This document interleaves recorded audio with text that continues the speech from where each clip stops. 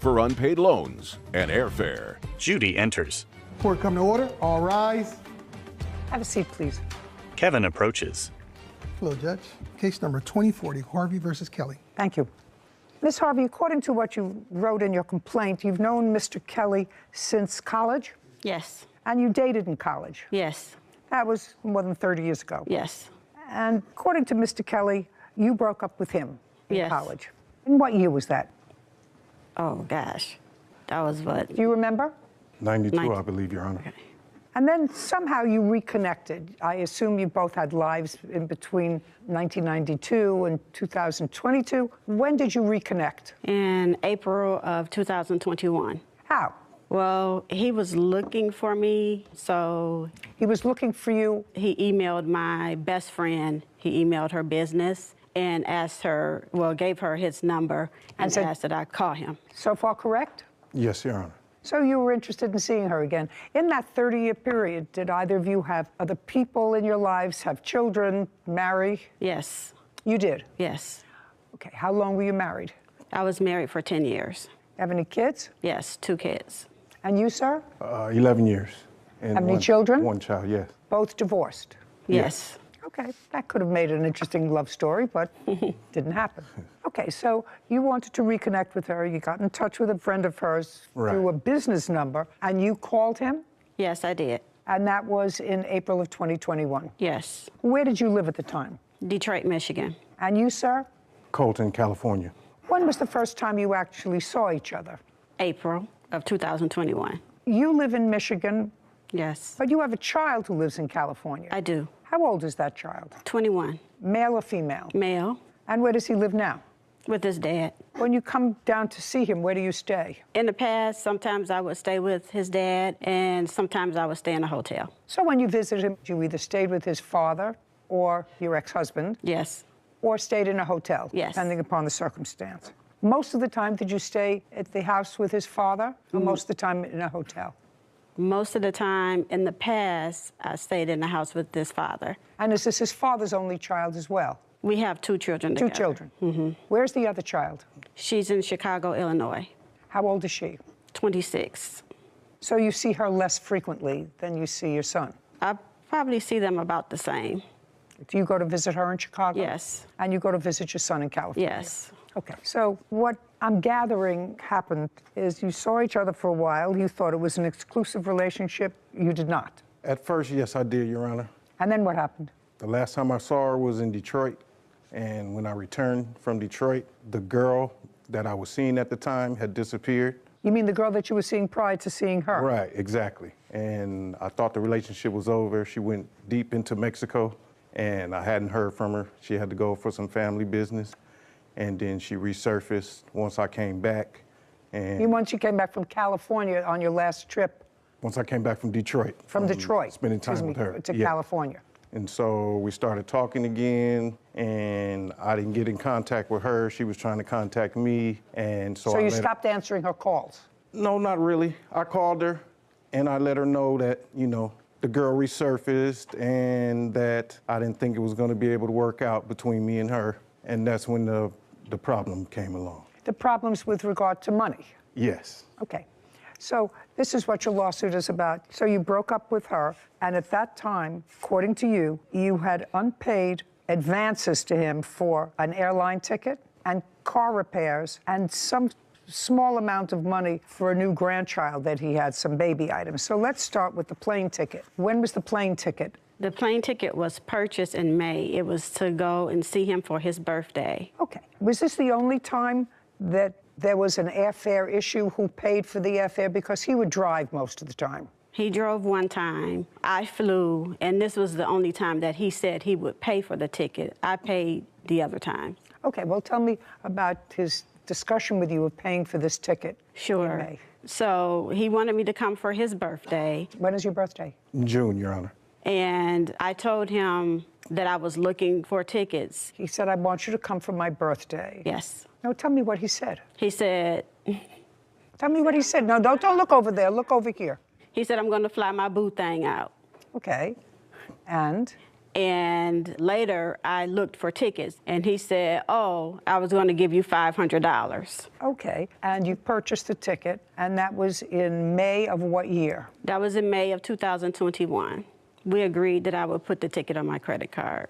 And when you got to his home in California, did he give you the $500? He did not give me the $500. When did you ask him for it again? I didn't ask him for it while I was there. And then? And then when I was back home, he told me that he was going to take care of it. He said he was trying to get his money together to come to Detroit, and he was crunching numbers. And No, I'm talking about the airline ticket. Right. Then he said, I need to give that money to you this week, right? And I told him I had made a payment on a credit card and he could have more time. And so he said he would take care of it. He said, I'll take care of it when I'm there the 1st of August. Did he come the 1st of August? He came in August, yes. Okay, and what happened in August? He came in August. We was there. We did not have any discussion about money until he told me that his account was compromised and somebody owed him some money and didn't give him the money. And so that's when he asked for the other loan amount. For the other amount of money? You mean he was in Michigan when he asked for more money? Yes. Well, when he asked for any money. You had Correct. never given him money before. Correct. Tell me about it. So he sent me a text message, and he asked if I could go to the credit union and take out a loan for him. I'd like to see that, Sure. please, if it was in a text message. Devonna produces a document, then hands it to Kevin, who brings it to Judy. Thank you. Mr. Kelly, Yes, Your Honor. can you check with your credit union and see if you can get a personal loan for $1,000 and I can make payments on it because I don't even have my gas money to get out here? And she responds, I can loan you $1,000. Is that all you need? And you respond to her, well, the $500 I'm short would be perfect if you can. $1,500. $1,500, excuse me. $1,500. Yes, Your Honor. Well, what do you think that meant? Caption, coming up. Hey, baby, you think you can make that loan and even $2,000? No, I'm saying the money wasn't a problem until I dumped her. I don't care if it was a problem a lot. You said it was a loan. Exactly. Pay careful attention. If you want a dog that guarantees you practically a nice disposition, buy a golden doodle, not a wolf. A courthouse. The Judy Justice logo appears. In the courtroom, Devonna and Ted. Devonna Harvey says her ex-boyfriend, Ted Kelly Jr., owes for an unpaid loan and airfare. Well, what do you think that meant? That she was going to give me the money. But the reason the car was having the problems is because I drove it out there to see her. No, it's not what this says at all. Well, a couple days later. Shh. Sure. That's not what this says at all. It says I'm in a hole. Can you go and get money from the credit union? Can you get $1,000?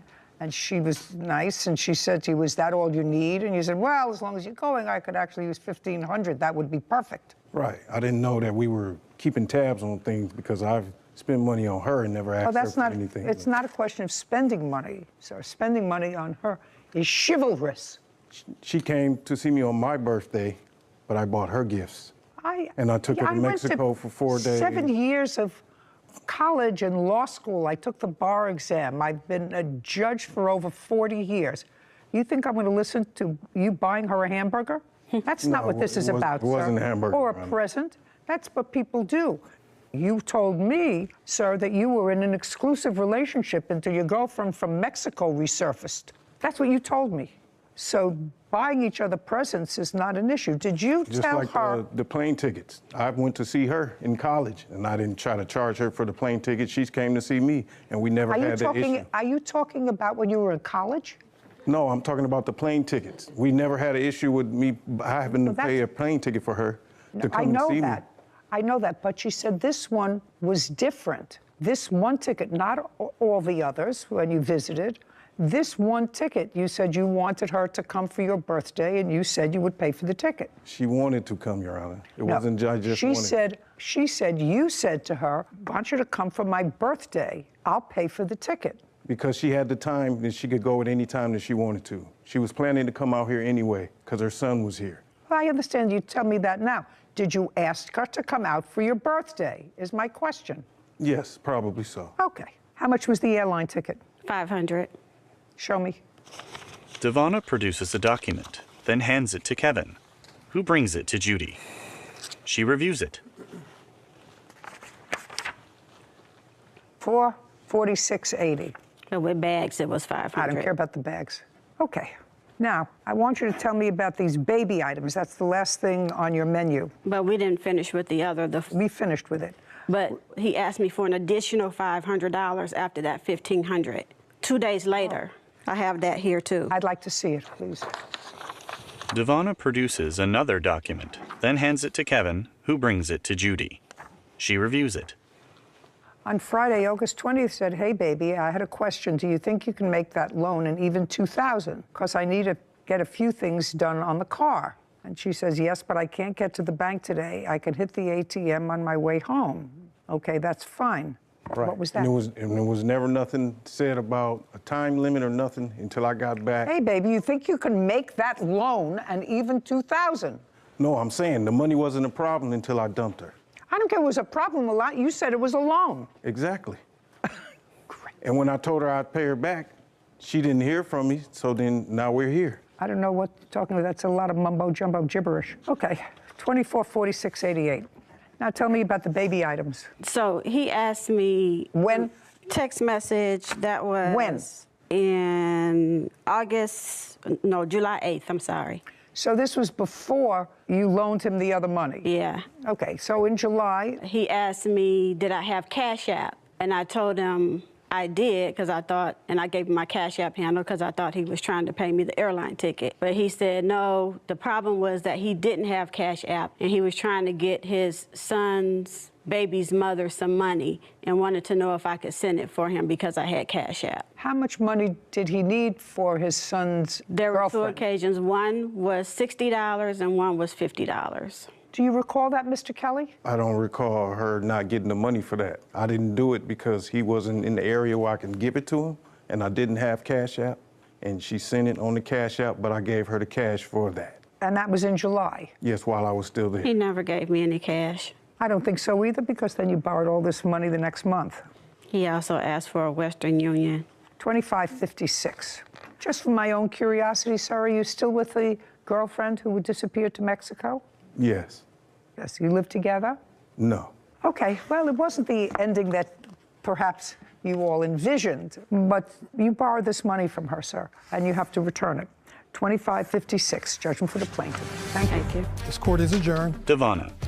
Obviously, I'm happy. Well, technically, yeah, it was a loan, Judge saw through what he was trying to say. I don't know what he was trying to say. but I spent money on her, and I never kept tabs on it. Oh my gosh, he just asked me for a lot of money. I wasn't in love with her, and somebody else came back from the past. No, I just want my money, and I told him that. I just want my money. Sarah and Judy. So I'm curious, Judge, the ratio of cases that you've seen of women loaning men money versus the other way around, men loaning women, their girlfriends, money. I think I would have to go with 80-20. I would agree. This woman has somebody who's reasonable. He, on the other hand, she was okay until his girlfriend from Mexico resurfaced, and he broke up with her. I think he probably was hurt all the years from college that she broke up with him, because he talks about it in his answer. But women really have to be smarter. Invested in yourself would be my best advice for women. Yeah, that's absolutely true. You invest in yourself. Yeah. Case number 2045, Vervick versus Baez. All parties, please step forward. Howard Verbrick is suing his former customers, Angela and Jimmy Baez, for loss of income and the cost of a wolf dog. Mr. Verbrick, what do you do for a living? I'm an auto mechanic Who do you live with? myself. When did you get into breeding and selling wolf dogs? Approximately 8 years ago, Why? I found the animals fascinating. Whitney shakes her head. Caption coming up. Why would any normal person want to own with 219 breeds or more in this country, in the world of dogs? Why would you take a dog that is in part, and you don't know what part, wild wolf?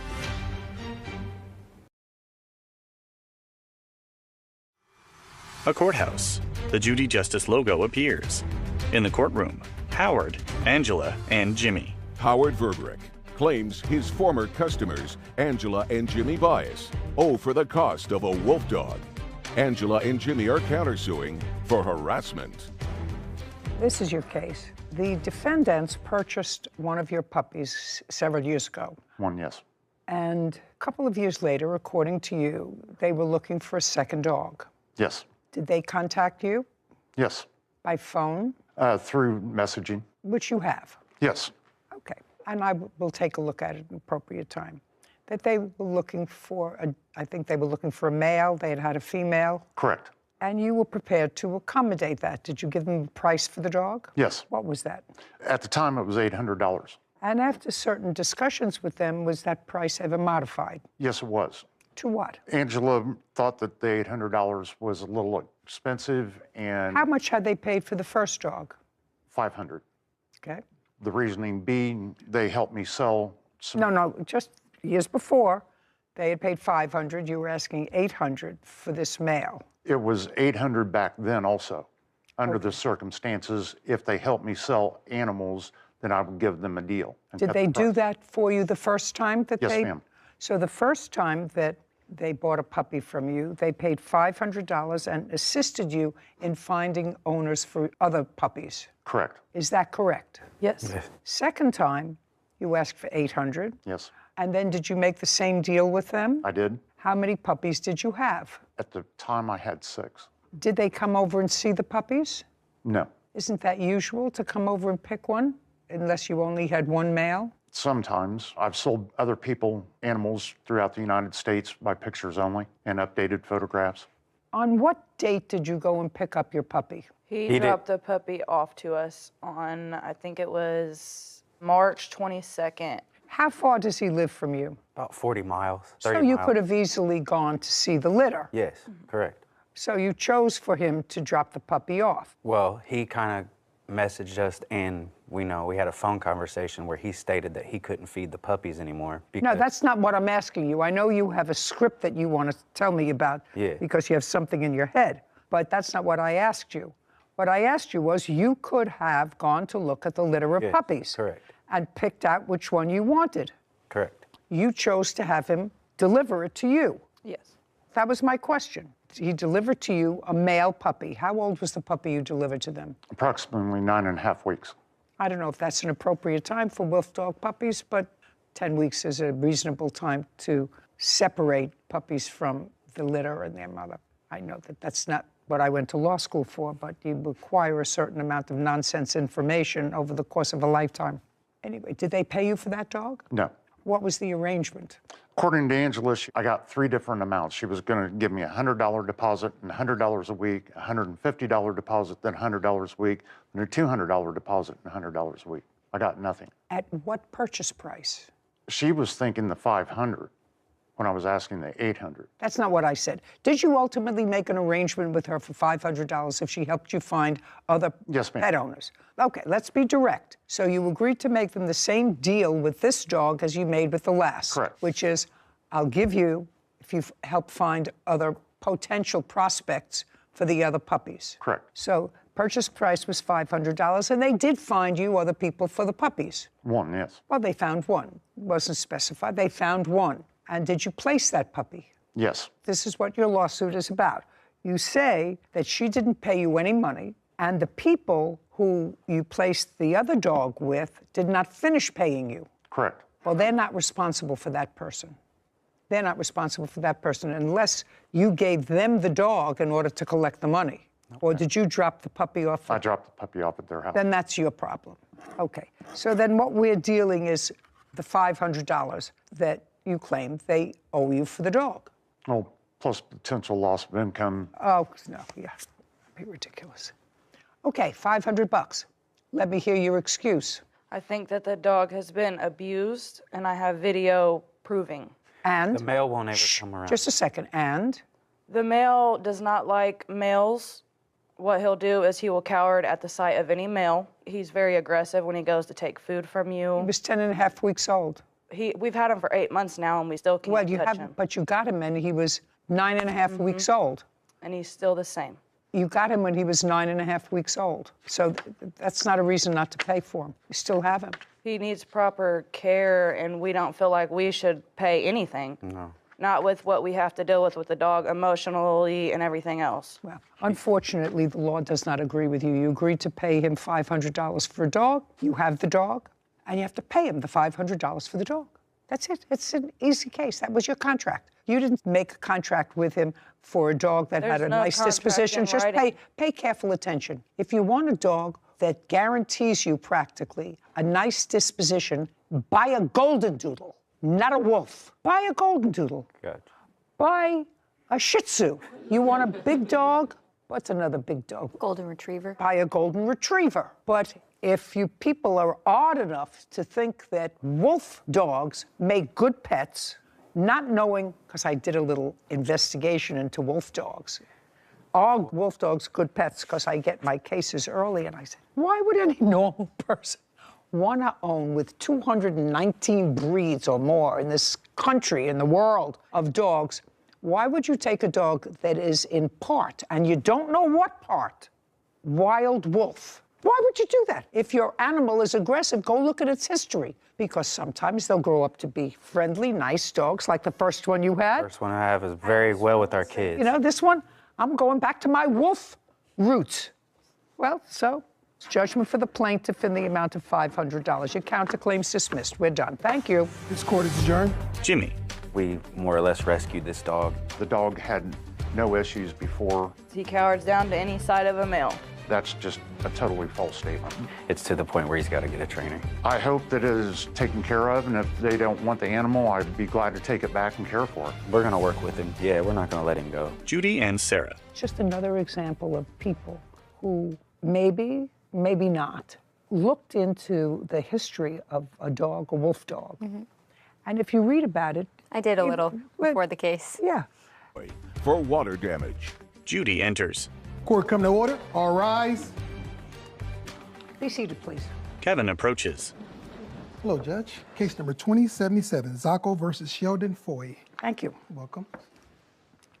Ms. Sacco, you had some sort of a problem in a shower in your house. Yes, Your Honor. Tell me briefly what the problem was. I had a small dribble coming from around a shower valve that was in my master bathroom shower. Tell me what valve it was. You know, I'm not a... Well, I have a picture that I can show you. Just make a circle where the problem was. I believe it was the top one. Just make a circle. Thank you. Carla marks a document. Who's Mr. Shelton? Robbie raises his hand. Kevin brings the document to Judy. Let's change places with each other. Thank you. Okay, and you saw a water drip? Yes, very fine little drizzle coming. You saw water dripping, and according to my complaint, you had seen around the neighborhood a truck, Foy's Plumbing. Yes, I have. And that's how you got to Mr. Foy? Correct. My neighbor had used him. Did you speak to the neighbor, or did you just remember seeing the truck? No, I spoke to my neighbor. Okay. Can you tell me on what date you noticed the leak and on what date you spoke to the neighbor? Probably around the 10th or so of December. That was in a shower that you don't use, but your husband uses? I'm widowed. Okay, so who told you about the leak? The housekeeper.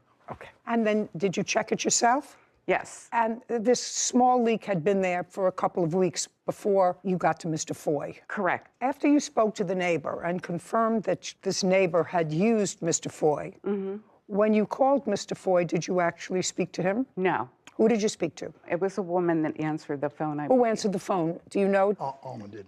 I'm the office manager. Okay, could you stand up, please?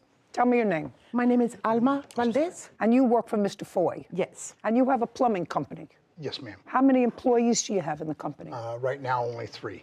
He's not one of them? Yes, he's one of the employees. How long has he been an employee? Oh, on and off 15 years.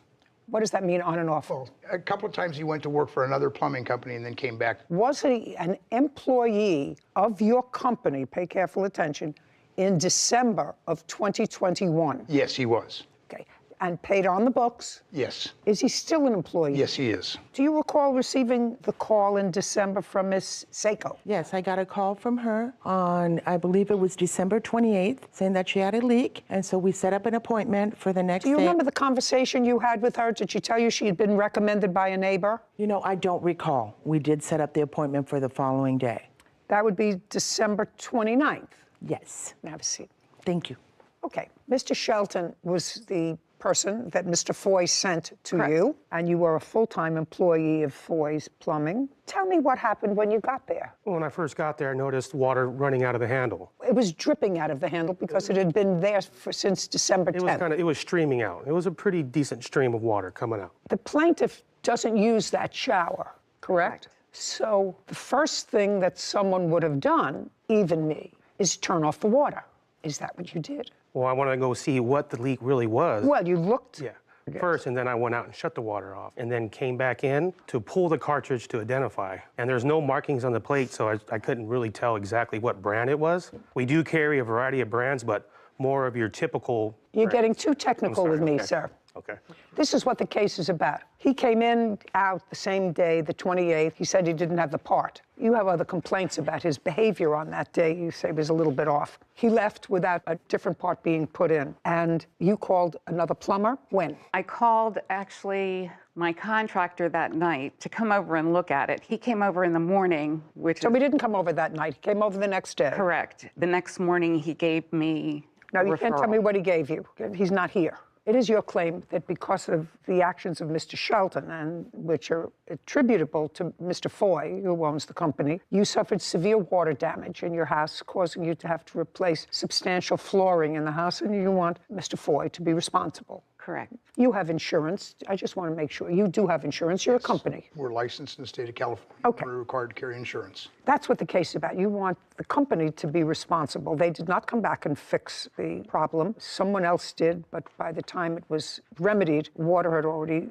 seeped through and under the floors. You have evidence of that. Mr. Foy said that that's not his problem. So I'd like you to tell me what happened on the 29th when Mr. Shelton came. What time did he come in? I think he came around 12:30. So he came in, went to the bathroom, looked at it, took out the cartridge. He did turn off the water. And then he said he had to go look for the part. He left. He was gone for over an hour, returned, said, I don't have the part, they don't have it. And as he's talking to me, his phone rings again, and it's the plumbing place, and they said, oh, we have the part. He left again for another hour. He comes back the third time, and he says, they still don't have the part. By this time, it's like 3 hours had passed, and I'm sitting in my living room, and I hear tools dropping in the shower. I said to him at one point, do you think you need to call for somebody else, some help? And he said, no, I can handle this. Did he leave? 5 o'clock, I'm left. waiting. I have a friend that shows up at my house because we were going for dinner. And I said, well, we have to wait for the plumber to leave. And she goes, there's no car out front of your house. You didn't know when he left? No, I did not know when he left. Did the shower look as if it had been put back in place? Did it look pretty much like this? It was like that, but the stream of water that was minuscule before was much stronger. Okay, that doesn't actually help you. No. That hurts you because he said the water was a pretty rapid, is that what you told me? Just 1 second. Could you read back, Whitney, how Mr. Shelton described the water? He said it was streaming out. It was a pretty decent amount of water coming out. Yeah, he said that was pretty decent when you got there. And I am correct, Mr. Shelton, that when you left the house that day, you had not found a part to fix it. Is that correct? Correct. And I am correct that when you went to disassemble it, you turned the water off. Yes. Because it was leaking. Yes. And then you didn't fix it because you didn't have the right part. And then you turned the water back on. Mm-hmm. Don't speak. Caption, coming up. Did you tell her that those were her options? Yes. It would still be No leaking. way. It would still be leaking. No way did you say to her, this shower is still going to be leaking.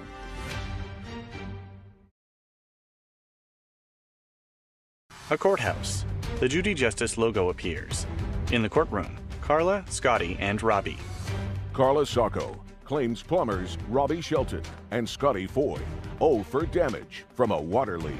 Now, when you left on the 29th without having put in an appropriate part because you couldn't find it, this leak, which caused you to turn off the water because it was a pretty significant leak, you turned the water back on.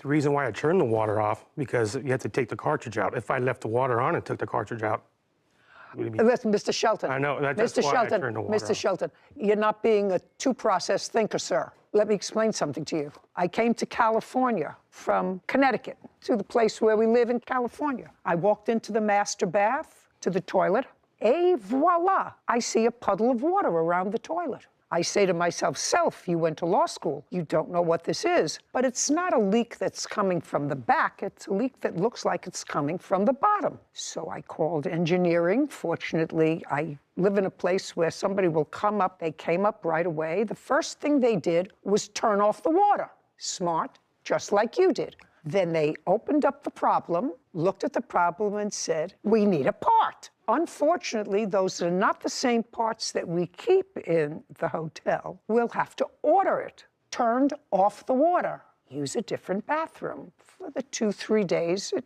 needs to get the part. You weren't there. So just pay attention to me, Mr. Foy. You weren't there. I'm just letting you know what common sense is living on the planet for a long time. If you have a leak that's caused by a faulty part, and you don't fix the part because you don't have the part, you turn the water off. May I point something out? He had to turn off the water to the whole house because there is no shut-off to the shower. Just a second. He had turned the water off to the whole house, and he put this cartridge back before he turned the water on. What difference does it make if he put the cartridge back? He has taken the cartridge apart. No. In order to see what it was, he took it out of the wall. He took it out of the wall, but it does not take it apart. Mr. Shelton, if your employee, and if what you're saying is accurate, which I don't actually think is accurate, because every room in a house usually has a turnoff valve, especially in the bathroom, so you don't have to turn off all the water to the kitchen and to other bathrooms, perhaps. If there's a problem in the shower, there's a master lever for the whole house, and then there are smaller levers for each. For everything except the shower, ma'am. What do you mean for everything except the shower? The shower does not have an individual shut-off. You do indeed have to shut off the water to the house. The vanities, the toilets all have individual angle stops, but the shower does not. Were you ever at the house? No, ma'am. No, so you were never at the house? No, ma'am. How many square feet is your house? It's 2,500. It's a substantial house. So you're telling me in a 2,500 square foot house, if you have a leak in the shower, you have to turn off all the water if you want to turn off the shower water? Yes, ma'am. That's absolutely correct. That's absolutely correct. Having not been there. Yes, ma'am. I build houses. No. I don't care what you build. You weren't in that house. This has no shut-off, ma'am, other than the whole house. You have to shut the water to the house off to shut that off. So now here's my question. Did you tell the plaintiff that she had two options, either to shut the water off in the whole house until you could get a part because there was still a leak, or you could leave it on, but you have to watch it because according to you, the water was substantial that was coming out. She said it was a trickle. You said, oh, no. It was a steady stream of water. And that was before you started messing with it. So my question to you is, did you tell her that those were her options? She's not a plumber. That you either had to turn off all the water in the house and you would return the next day with a part, or you could leave the water on, but it was still going to be leaking. Did you tell her that? Yes. It would still be leaking. No way. It would still be leaking because it was leaking when I left. No way, Mr. Shelton. No way did you tell her that. No way did you say to her, this shower is still going to be leaking because I can't shut the water off just to the bathroom. I have to shut off all the water in the house. If you're trying to sell me that story, I have a bridge I want to sell you because I don't believe it. There's no way to isolate that valve? I didn't ask you that. When it comes to the shower... You were never there. Or the tub... Just a second. You can't turn it off individually. You were never there. I have this question for you.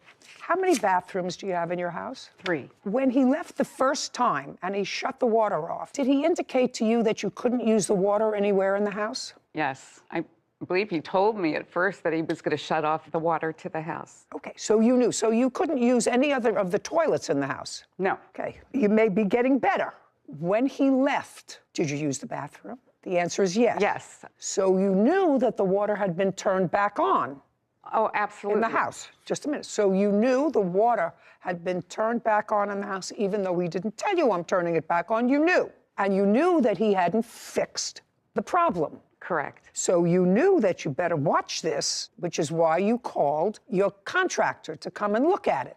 Correct. You're getting better, Mr. Foy. You're coming into a better place, you see?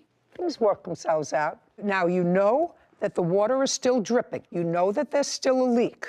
Correct. You know that if you use the water, that water is still going to be a steady stream coming out. You didn't get another plumber there until when? The next morning. Well, that's your contractor. You said he came the next No, morning. I got a plumber there the next morning. Okay, and they came, and did they fix the valve? They had to open the wall to cap off the hot and cold water. So it was a big job. It was huge. I neglected to say it in the beginning, but when he took the shower valve off, he looked in the wall and he said, "It's dry in there, you're lucky." So that next morning when I walked into the master bedroom and I was walking in wet, I did call the Skywood. Now tell me where you felt it when you walked into the master bedroom. Do you have wood floors there or carpet? It's all wood. And it was right as I got to where the bathroom and the master bedroom meet. There's no door. So it was outside that it was wet. I thought my dog had an accident on the floor. And prior to the 29th, it's not getting to look good for you again. Prior to the time, Mr. Shelton. May I clarify? The room that she's talking about, the shower's here. Robbie's working in the shower where it's all tile. You weren't there. And we never went into her bedroom. Yes, you did. You have to. You can't tell me that because you weren't there. Is the bathroom adjacent to the bedroom? So to get to the master bathroom, you have to walk into the master bedroom and make a left. Okay. Now, Mr. Shelton, you recall saying to the plaintiff, when you looked in the wall, you're lucky it's dry in here? I said it looks dry. I'm not next. Just a second. Mr. Shelton, you wouldn't have said to her, it looks dry in here, I'm not an expert. An expert on water damage. damage. Yeah, I didn't, you can't really see into that wall because it's tiled, right? You can't really look into the wall unless you open it, but there was no reason for me to open it. Evidently, you're wrong. Either you were wrong that it was dry, or when you put things back together again, something didn't work. Robbie shakes his head. Caption coming up. After he touched it, it was no longer leaking in the shower. Now it was going through the wall. I'm just telling you, that's the time sequence, unless you believe in miracles.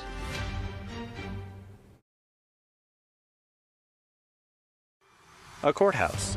The Judy Justice logo appears. In the courtroom, Carla, Scotty, and Robbie. Carla Sacco has accused plumbers Robbie Shelton and Scotty Foy of causing water damage to her home. Robbie and Scotty claimed the leak had been there for weeks.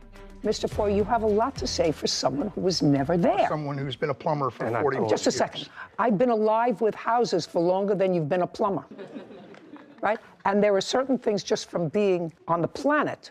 This leak was first detected more than 2 weeks before your plumber got there, right? That's what she says. However, within that 2-week period, there was no water damage to the wood.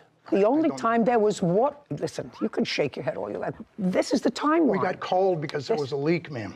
No, you got cold because there was a leak in the shower. And according to her, it was leaking for 10 days. Mr. Foy, what I'm telling you is he would never tell me that when he got there, he noticed anything that would have suggested to him that he best keep the water off in that house because there was water damage. He didn't notice that. He just took it apart, couldn't find a part, put it back together again, whichever way he put it back together again, and the next morning, there was a flood. Now, that's the time sequence, because she called you the next morning, couldn't get you at 8:30. I don't know whether she used a house phone, I don't know if she used a cell phone. A cell phone. Cell phone. So she would have a record of calling you at 8:30 the next morning because there was a problem. She felt water. So before your technician got there was no water coming up in her bedroom on the wood. And that had been water dripping, he says, a lot. She said it was a trickle for 18 days. Into the shower, ma'am. It was dripping into the shower. Until he touched it. After he touched it, it was no longer leaking in the shower. Now it was going through the wall. I'm just telling you, that's the time sequence, unless you believe in miracles, things that, just happen. Something had been going on for 18 days, and there was no incident of water damage in her bedroom. Your technician comes, doesn't fix the problem, but takes it apart, puts it back together again. The next day, voila, There's water damage on the wood, which has to be replaced. Now, either that could have happened by itself, because your technician says, it's not my job, I don't look behind the wall, but he did acknowledge saying to her, it looks dry in here. Does acknowledge saying that. Now, if I had a plumber and the plumber said, I'm not the expert, I had a leak in my apartment with a leaky toilet. The floor started to go like this. Couldn't figure out where it came from. They came down, they pulled all the walls apart in the apartment. Water travels down. I said, well, if water travels down, why don't you go look at the apartment above me instead of pulling out the walls on the side? Well, if something doesn't make sense, it's usually not true. Can you, Mr. Foy, and you were not there, could you give me another explanation of why? Because I believe her. This woman is not here because she is faking damage to her wood floors that resulted within that day. If he left at 4 o'clock in the afternoon, the next day she called you at 8:30. So during that time period was sufficient water that came through her house to cause damage to her floors. Give me another explanation. I contend that it was a leak that was there. She didn't notice it because, as she said, she didn't use that bathroom. She wasn't in that room. And he was in that room. I know, but what I'm saying is the water damage was there before he was there. So your explanation is that you sent a technician there. Now it's not looking so good for you, Mr. Foy. Your explanation is your technician didn't notice sufficient leaking from that valve to say to her, you best turn the water off in the house and not use the water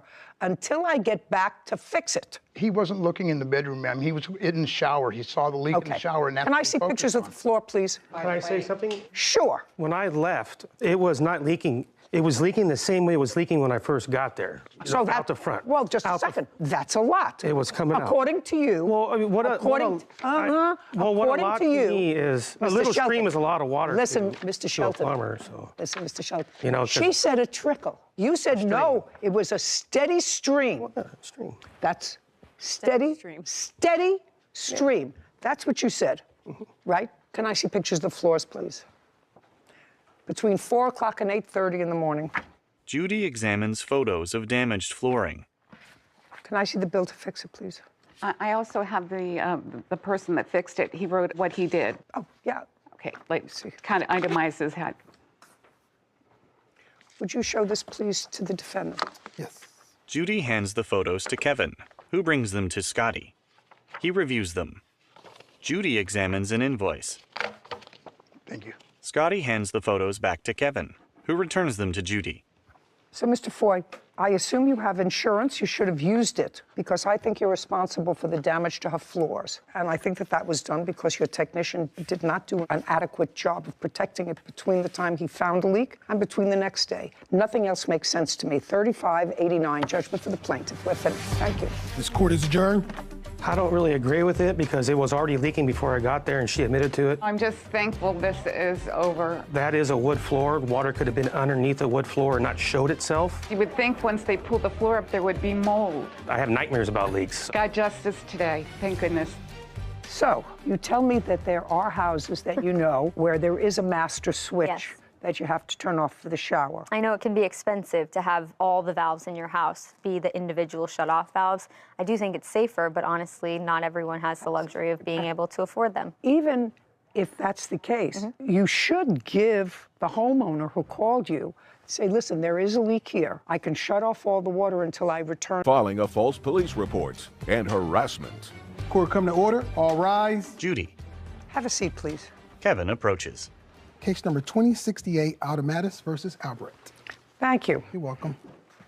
Mr. Albrecht, I'm going to start with you, sir. Yes, ma'am. You are the current live-in boyfriend of the plaintiff's ex-wife? Soon to be. Of the plaintiff's wife. Correct. Mr. Adamus's complaint is that as a result of you making a call to the police, he was defamed when you said that he was trespassing. It was a false call to the police, and he wants to be compensated to the tune of $2,500. That's what the case is about. So in order to make this whole thing in context that I understand, How long have you been living with Mrs. Adamas? Since June of 21. How long do you know her? Since January of 21. Have you ever been married? Yes, I have. When and for how long? Previously to April of this year, I was married for 15 years. So you were married when you moved in with Mrs. Adamas? Yeah. Legally? Legally. Did you own your own home? I did. With your then wife? Correct. Did she stay in the house? She did. Does she have a boyfriend? Yes, she does. Do you like him? No, I do not. Does he live in the house? Not at this time. Did he ever? Yes, he did. And you didn't like it? No, I did not. Judy grins. So I want you to understand that there is maybe a reason why the plaintiff resents you living in a house that he owns with his still wife, and you're living there. Do you understand? I do. Because you sort of have the same situation. You're kindred spirits. Just a minute. Actually, you're kindred spirits. Except my 15-year-old son also lives with this young man. So who cares? Oh. Well, that's all right. But you understand why he might be annoyed. I do, but... Okay. So now, understanding all that, I want you to tell me, because I'm not totally sympathetic with you, sir, because if you and your wife are divorcing, you're entitled to move on with your life, and so is she entitled to move on with your life. Where do you live? You live in an apartment? I live in a condominium. Okay. How long have you lived in the condo? I've lived when we separated March of 2021. And who do you live with? I currently live with my... No. Who do you live with is the question. My older son. And how old is he? 19. And how many bedrooms are in the condo? 2. And what about you? Have a girlfriend? Yes, I do. Ever stay over? My house? No. Do you ever stay at her house? No. Does she live with her children? Yes. And is she divorced? Yes. And she stayed in the house? Yes. You see how all these things go? It's just, as the world turns, it's just what happens. Been there. Understand it all. Can either make it hard or difficult. Who pays the mortgage on the house? Paid off. Okay. So you have one teenage child, your wife has the other. Yes. And how close is the judgment to divorce to being finalized? Not close. Not close. Is that for financial reasons or custody reasons? Financial. Had to do with the house? Yes. Okay. How much is the house? I'm just fleshing this out. Speculating. Only because I'm a little bit of a yenta. Behind this purple robe is a little bit of a... You know, with the housing market being a CPA, you know, it's hard to say, you have to do, but I would say somewhere... Why don't you give Sarah the address of the house, and we'll tell you what this estimate is. California.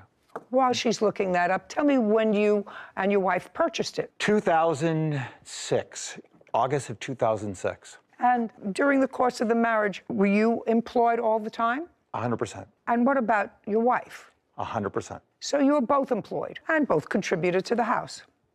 Fair statement? Yes. Great. Okay. It's 4 bedrooms, 2.5 baths. The estimate is $552,000. And just for my own curiosity, what's the rub about the house? The rub Come on, it's simple. The rub about the house is she's now went in and spent an ungodly amount of money on fixer-upper after I moved out and went into a massive amount of debt. The house was fully paid off, and she's now in massive debt. She's put in fixer-upper. No, don't look at her. Okay, that's look what at me. Okay. So she's fixed up the house after you moved out. Correct. And? It's not a problem. Just a second. So what's the problem? There is no problem with the house, meaning that you know we're still debating who's actually going to end up with the house. We haven't decided. Well, you know, whoever wants to be in the house buys the other one out. Exactly. For $260,000. Correct. Okay? It would seem to me that would be easy. I think so. Okay. Now that I've satisfied the yenta in me, I'm getting back to the case. All right. You called the police. This incident, according to what I read, Mr. Adamas, happened on November 5th? Correct. You went to the house to pick up your son? Correct. Okay. Was that a meeting that had been arranged before? I have visitation every 2 weeks. Every 2 weeks when? Every other weekend. Well, so was this a weekend? Yes, that was one where I was going to go pick him up. Okay. Had you spoken to him? Yes. And so he was expecting you to come at a certain time. Absolutely. What time? Approximately there, we'd arranged about 7:15, that 7:15, 7:30 that night. Okay, and you had visitation fixed by the court, and you had been enjoying that with your son for a period of time? Correct. Okay, what happened when you got there at 7:15? Well, on that particular visit, my wife had taken his key to the house, and I had... No. I told you, don't look at her. Oh, okay. Sorry.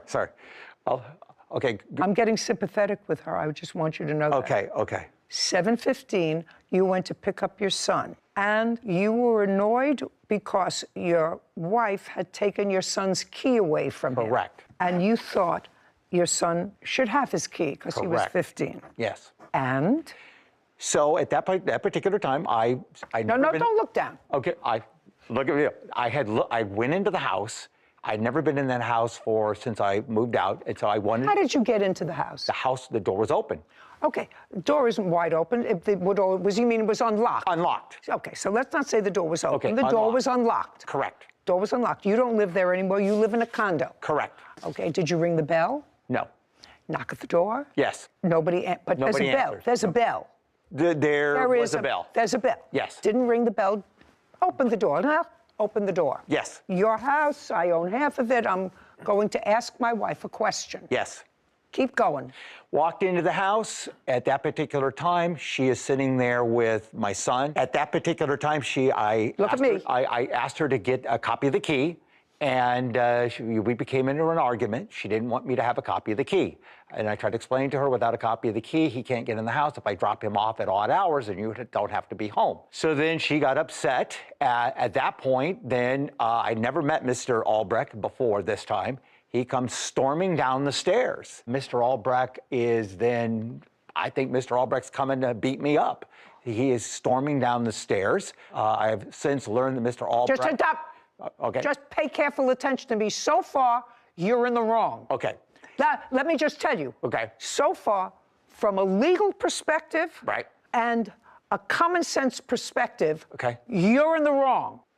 I'll explain why in a second. So I walk into that house.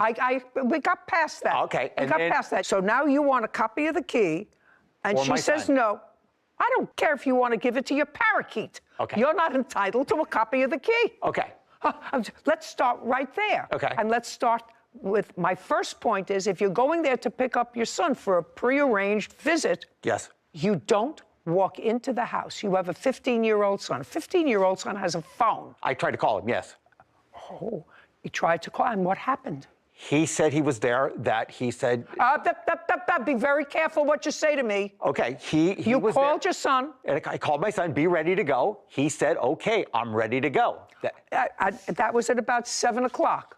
Yes, approximately. What do you mean, yes, approximately? Yeah, I was probably on my way to pick him up. And so when I come up there, I call him on the phone. Okay, he's ready to go. Yes, are you ready to go? Okay, so you walked in. Okay. You had no right to enter the house. Did not know that. Well, you had no right to enter the house. You knew that your wife changed the locks. I did not know at that time she had changed the lock because the door was open. I had not been No. Listen to me. You went there because... Mr. Adonis, you have to be a two-process thinker, sir, before you give me a lot of baloney. Frank grins. Caption coming up. You knew that your old key didn't open the house. Otherwise, you would have said, your mother took away your key. I'll make you another key from my copy. True. True. Of course it's true. So, you know. And later today. I wasn't allowed to live with my dad and stepmom because they moved into a 55 and over neighborhood. When? They... If you tell the truth, you don't have to have a good memory. A courthouse. The Judy Justice logo appears. In the courtroom, Frank and Willie.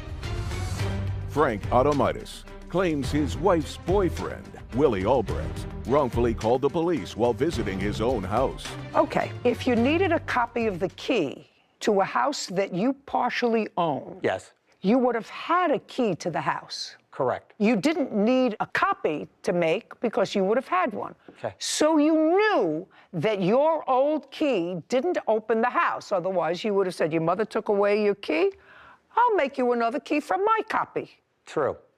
True. Of course it's true. So, you know, so he called the police and he said you were trespassing. No, he didn't say that at all. What did he say? He said he told me I was trespassing. Then he called on the phone, and when he's on the phone with the police department, he is telling them that I am now committing domestic violence. Now, that is a very serious charge. I mean, okay, we can debate about my access to the house, but when you call the police and say that I'm committing domestic violence, which is a crime in the state of California, that's a game changer.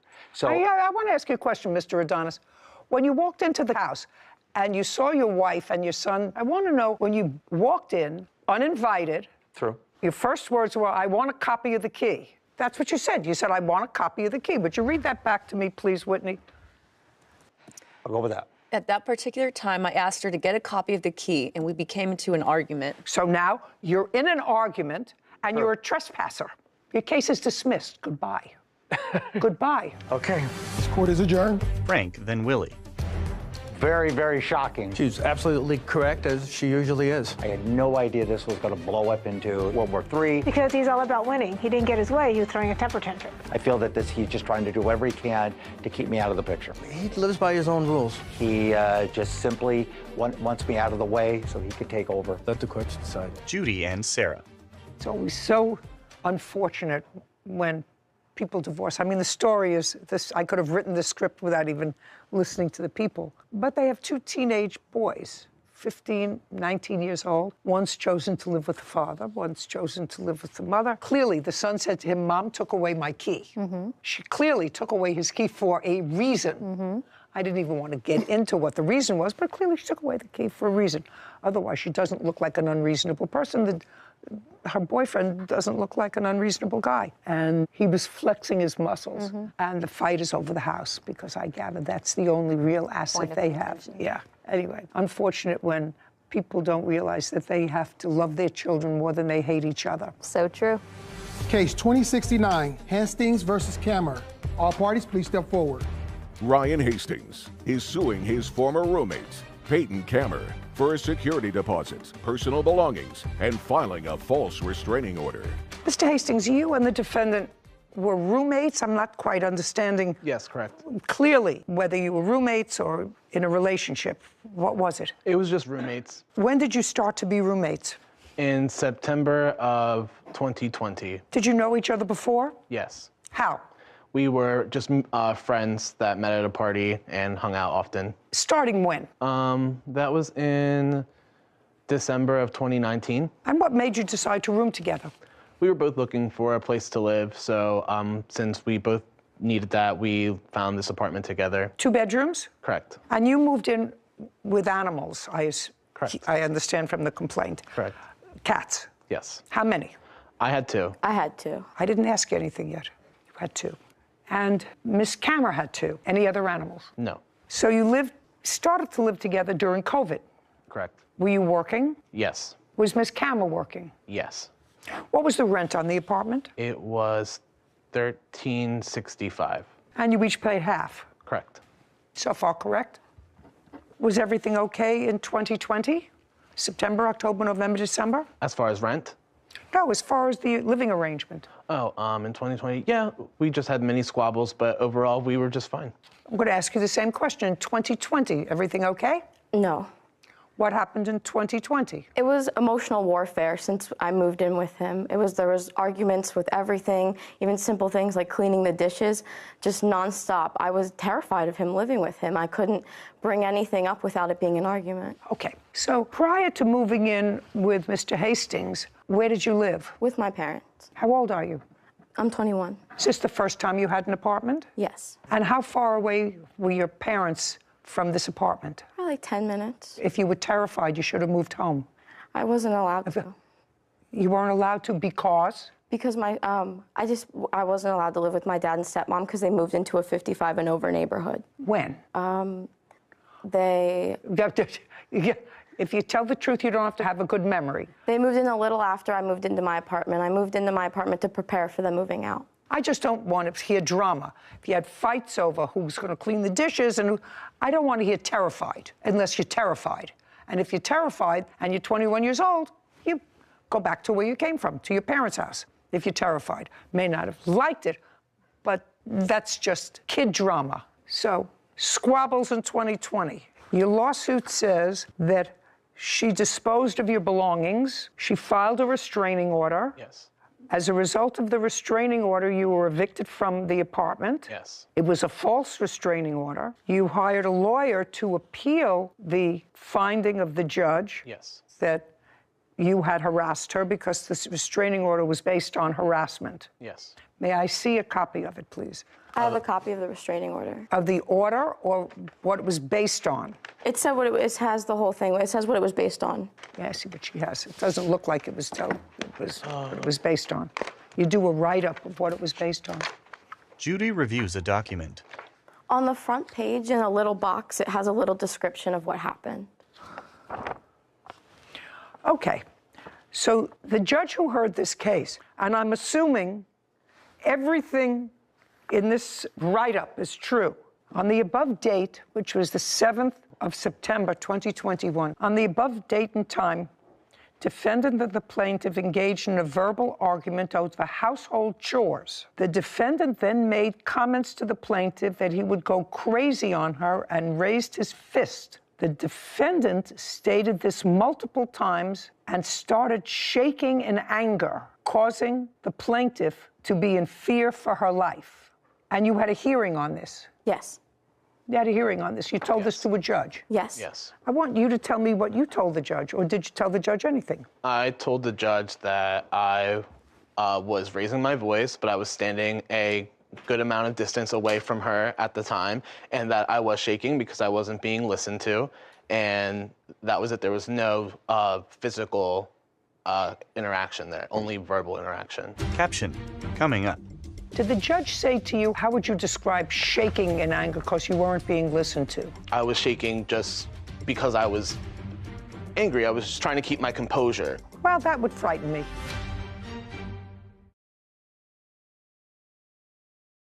A courthouse. The Judy Justice logo appears. In the courtroom, Ryan and Peyton. Ryan Hastings claims his former roommate, Peyton Kammer, owes for a security deposit and personal belongings. Peyton is countersuing for rent and emotional distress. Now, tell me, did the judge say to you, how would you describe shaking in anger because you weren't being listened to? Can you repeat that question? I don't know how you were shaking. You mean you... I was shaking as in like, I was shaking just because I was angry. I wasn't being listened to. I was trying to keep my composure. So I was just shaking. Well, that would frighten me. Actually, I don't know whether I'd put you out of your house, but that would frighten me. Mr. Hastings, where are you living now? I just moved into a new apartment. With whom? Myself. Better? Yes, and my cats. Perfect. Yourself and your cats. Great. Now, I'm going to tell you, Mr. Hastings, if that happened to me with a man who was larger than I was, that might frighten me if he appeared out of control. So I'm dismissing that part of your complaint, which seeks damages for a false restraining order. Okay. What you actually just testified to me, and I took everything that she said in her complaint against you. I didn't even have to ask her. I wanted to know what you told the judge. Of course. Then it was a reasonable issuing of a protective order, just to make sure that it appeared to me what you were testifying to is that she couldn't tell the difference whether you were composing yourself or whether you were out of control. Okay, so it was... May I interject and just say that the restraining order was repealed and remanded, saying that the court did not find sufficient evidence to impose the order. And whether it was or not, I don't care what... I'm not sitting as an appellate court. Okay. I'm sitting as a trier of fact for the first time in your civil action. And what you told me, in my judgment, was sufficient for a judge to say, you know, I don't want to preside over an assault case or a homicide case. This guy says he was shaking. She says he was shaking in anger. You say I was shaking to try to maintain my composure. Well, I'm not going to worry about them. Let him go find someplace else to live, which is what he did. So I think that that's reasonable. Money owed for return of security deposit. Now, he was put out of the apartment. He put in security deposit. Correct. And he was put out of the apartment. How much security deposit did he put in? $682. Are you still living in the apartment? I am. Okay. When he moved out of the apartment as a result of this restraining order, was there any damage in the apartment that he caused, No. then you have to give him back his $682 because any damage that would have resulted since he moved out would be your damage, okay? That's fair enough. $682, that's your security deposit, sir. Return of belongings. Okay, so when you were told that you had to vacate the apartment, tell me what belongings you left in the apartment which you think she still has, which belong to you. I do not believe she has anything of mine left in that apartment. Well, what do you think she owes you for? I am seeking the money for those items because they were thrown away. What items? So I had a bed. Just a second. Yeah. You had a bed and there was a major flea problem in the apartment as a result of your cats. Correct. Okay, she threw away the bed. What else? Okay, there was a Nintendo Switch. Do you know what that is? Nintendo Switch? I never found that. I believe he took that the night with him. Okay, she didn't have it. She didn't throw it away. What else? I also had a hookah that was in there. What, a hookah? Yeah. Do you have his hookah? No. Go. What's next? Okay, if you have to think about it that hard. I'm sorry. Sir, we're finished. She owes you back your security deposit. Okay. That's $682. You have a counterclaim. Most of it is nonsense. Your counterclaim for emotional distress. Forget that. Only one emotionally distressed usually in this room is me. Money owed for the month's rent, for a final month's rent. What is that? He didn't pay the month of September. He was late on it. The month of September? But that would have been the $682. Was he there in September? September 1st would have been the day that the money was due. No, when did he vacate the apartment as a result of your restraining order? September 7th, when the night of the mistake, but he was late on rent often. $682, that's what he gets. Yes. As he gets a security deposit back. Your counterclaim's dismissed. We're finished. Thank you very much. Thank you. This court is adjourned. Peyton, then Ryan. I don't really disagree with anything. Everything went perfectly the way I would have hoped it went. I'm glad I got my security deposit back, but I could have definitely been compensated for the items that I lost. I mean, he got a little money out of it, but way less than he thought he would. It's a good day. Sometimes I can get anxious, but I would not hurt anybody physically. I hope he gets some help. Me and my cats are the best trio. Judy and Sarah. You know, I remember from a very early period in my life when I started college that I wasn't really good at having a roommate. I think you must have passed that on to me. I did, especially one that you don't love. You know, it's hard enough to live with somebody that you love. Mm-hmm. You know, they get irritated. You know, she said they fought over dishes and not doing the dishes. Well, you know, you've lived with us, so, you know, I have that argument all the time. But I love him. Yeah. It's very hard to deal with somebody schmutz that you don't love. Got to be careful and pick someone you really think and cross your fingers and toes. Actually, Sarah, I don't think you should pick anybody. I think that what you should do, if you can, is live in a shoebox by yourself, if that's all you can afford. Yeah. You know how many roommate cases we've done just in the last couple of years? All with stress and for unpaid loans. Court come to order. All rise. Judge Judy. Have a seat, please. Kevin approaches. Hello, Judge. Case 2082, Smoody versus McDonald. Thank you. You're welcome. Mr. and Mrs. Smoody, the defendant used to be married to your daughter. Yes, Your Honor. And according to what I've read, they were married for about 5 years? Yes. The thrust of your claim is that he owes for a couple of things, for rent and the balance of a truck. That's your lawsuit against him. I'd like to know, do you know the date of their marriage? 3/16/2011. And your ex-wife's first name? Jacqueline. And when did you and your former wife separate? In 2020. And you had 2 children. How old are they now? They are 5 and 8. And who has custody of the children? Dalton has physical, and they have joint custody. Just a second. So he has custody of the 2 younger children? Yes. That's a yes. How long have you had custody of the 2 children? Since July of last year. At some point during the marriage, there was a truck purchased. Yes. Who purchased the truck? Dalton purchased the truck. I co-signed for it. And when was it purchased? Month and year? June of 2017. Was that the only car that they had? Yes. So that was a family car? Yes. And in 2017, was your daughter working? Yes. So both parents worked. And both parents, I assume, pooled their money, and I assume made car payments. Yes, Your Honor. Yes. Is that correct? Both. And then they separated in 2020, and at that time, the children came to live with you. Correct. And you took the truck. Yes. By agreement with your now ex-wife. Yes. In 2020, who made the car payments? My husband did. Is that correct? Yes. I made all of the car payments on that vehicle. All of them, from the time it was purchased until we paid it off. Okay, so what you're telling me is from 2017, you made all the car payments. That's correct. Did your daughter and son-in-law make any of those payments? Not directly, but they paid toward the balance of the money that they were. You paid for the truck. That's correct. Since 2017, since they correct. were married. Yes. With no reimbursement. I took payments out of my daughter's check. Just be very, very careful with me, sir. Yeah. I want you to be very careful with me. I read that, what we call in Yiddish, Babameises in here, that you took money out of your daughter's check. Babameises, it means grandma's tale. It means it's not true. It means it doesn't sound right to me. I read it in here. Don't try to repeat it here because that won't be good for you. Okay, I'm going to believe you if you show me copies of her checks that you made to her with withdrawals from money she owed you. That's all I want to see. Do you have that? I do not. Not, of course not. Now, he has the truck, and this was clearly either a gift or a marital debt.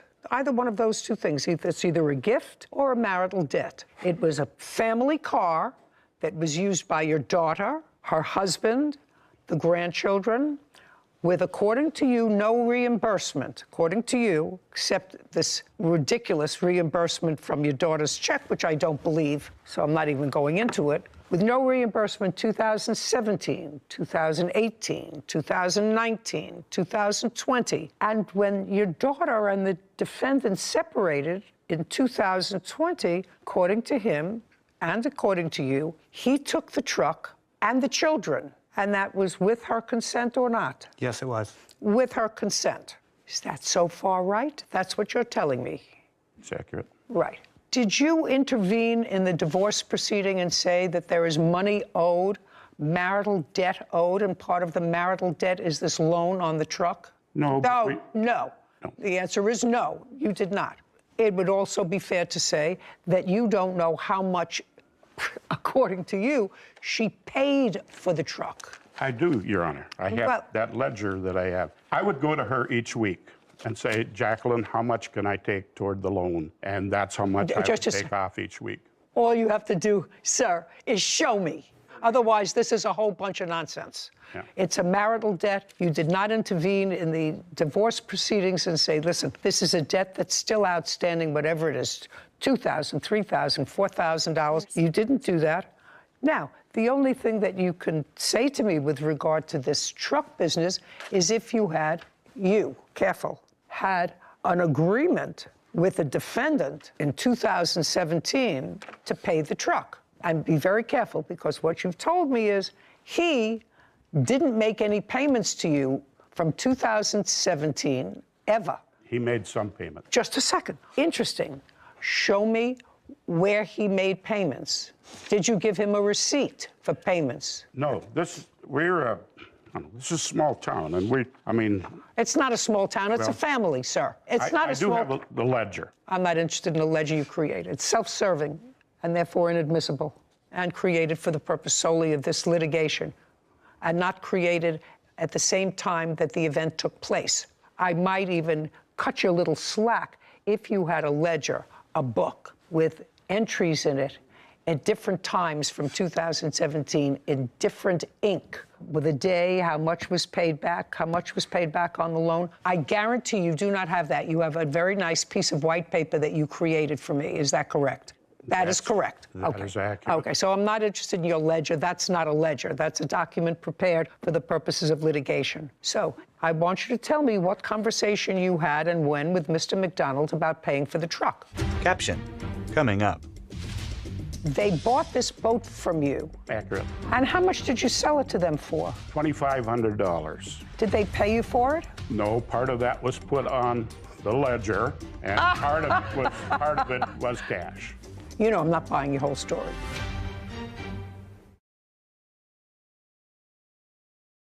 A courthouse, The Judy Justice logo appears. In the courtroom, Herman, Tina, and Dalton. Herman and Tina Smoody claim their former son-in-law, Dalton McDonald, owes for unpaid loans. Now, I want you to tell me what conversation you had and when with Mr. McDonald about paying for the truck. That was from the very beginning because I was paying all their bills. Just a sec. I don't care whether you were paying their bills. I understand you were paying all their bills because they came to live with you for a brief period of time because they were evicted for whatever reason, and that was sometime in 2016. Okay. So I understand that you were paying their bills. Well, sometimes that's what parents do.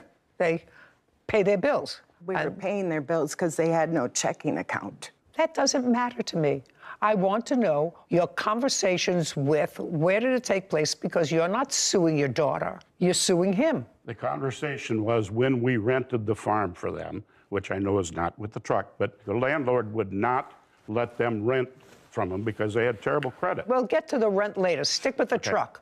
Don't talk to him when I'm asking him questions.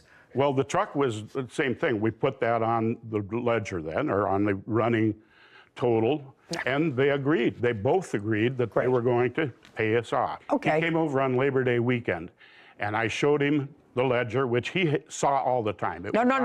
Don't tell me what he saw. Don't tell me what he saw. If what you're saying is you showed him the ledger when he came over with the boys, yes, and he was going back to Minnesota. Right. And he brought the boys to see you to say goodbye? Correct. Okay, so far, it's very nice. You have a reasonable relationship with him, and certainly your daughter was clearly overwhelmed because courts do not usually split up children, so they must have felt that the children's best interest would be served if they remained with their father. Clearly what happened, the father came over to you to let you say goodbye to the children, and when he came over to let you say goodbye to the children, let me understand what you're saying to me. What you said to him was, not thank you for taking over this responsibility. Your daughter had more children than she could take care of, physically or financially, right? Clearly. Yes. Clearly. So what you want me to believe that two nice people who took in their daughter with her two kids and a husband and bought a truck and made arrangements for them to have someplace to live, that these two nice people, when he came over, because your daughter couldn't take care of her children, and he brought them to say goodbye, you said, it's very nice. I want you to take a look at this ledger and see how much money you owe me. That's what you're asking me to believe, right? I'm going to let you live with that fantasy that I believe that. And so I did give him the balance of what he owed me on the rent. No. And on the truck. Nice.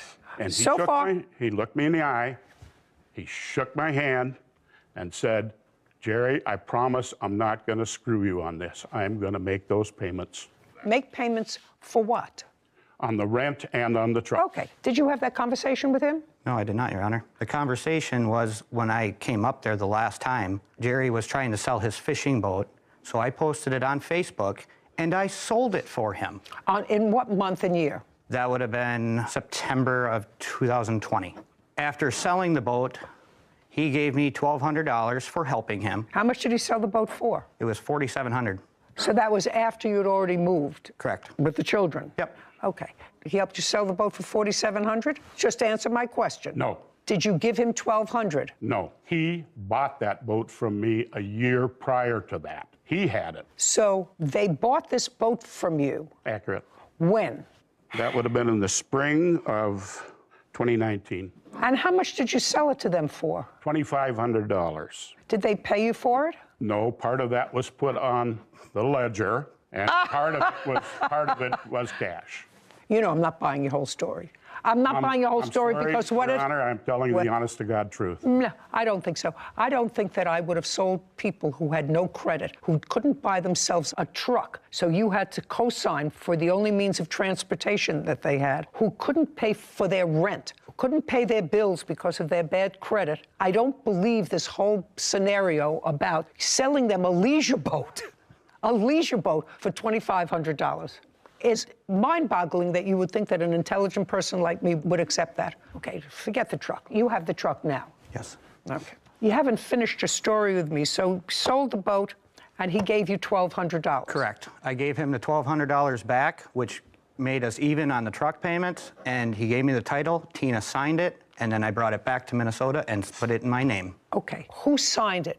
Tina signed it. My name was on it as well. Your name? Yes. As joint owners with him? Yep. Co-signer. Oh, interesting. In what month did Mrs. Smoody? Yes. Sign over the car to you? The same day that I gave Jerry the $1,200, that would have been in September. Now, do you remember the $1,200? No, it was $1,000 that he paid toward the loan when I sold the boat for him. Okay. And it was his boat that I sold for him. Okay. You did not create this as a marital debt. It absolutely was a marital debt. So I'm dismissing that portion of your claim that deals with the truck. Now, let's deal with the rent. The rent that you're talking about was rent in what property? The farmhouse that they rented. From when to when? 2016, November 2020. And over the years that they lived there as a couple. Yes. The rent was paid to a landlord. Correct. By you. Yes. Is that right? Correct. And they, your daughter and her husband, would give you cash, checks, or whatever to cover the rent. Yep. Yes. And how much did they give you to cover the rent? When we started out, rent was $800, and later on he raised it to $900. We never made it a set amount each week. They gave us what they could. And we've done this before in the past, and they've always paid us back. Well, then you should have sued them and listed all of this as a marital debt in the process of their divorce. So it could all have been... We're handling Jacqueline in another way. You what? We're handling Jacqueline alone. I don't understand what that means. Well, you're saying it was marital. Just a second. Does that mean that you've already served your daughter with a summons? Not yet, no. Of course not. Of course not. And you did know when they were divorcing. Yeah. You did know when they were divorcing. I'm not buying anything of this lawsuit, most of which, at least the rent part, is totally stale. I'm just curious, Mr. and Mrs. Smoody. Somebody wants to answer this question for me. Mr. McDonald has custody of your two young grandsons, who I assume that you were close to because they lived with you in your house. And you seem like live with us.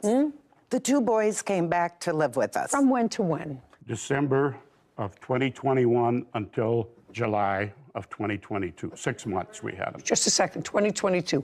Was there a court proceeding? No. But then in July, they went back with their father. That's accurate. And they've been with their father since? Yes.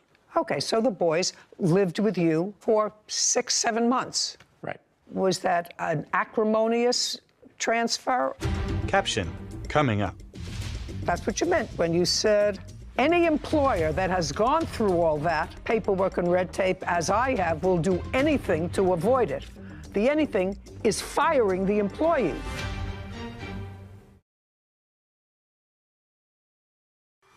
A courthouse. The Judy Justice logo appears. In the courtroom, Herman, Tina, and Dalton. Herman and Tina Smoody are accusing their former son-in-law, Dalton McDonald, of refusing to pay back loans.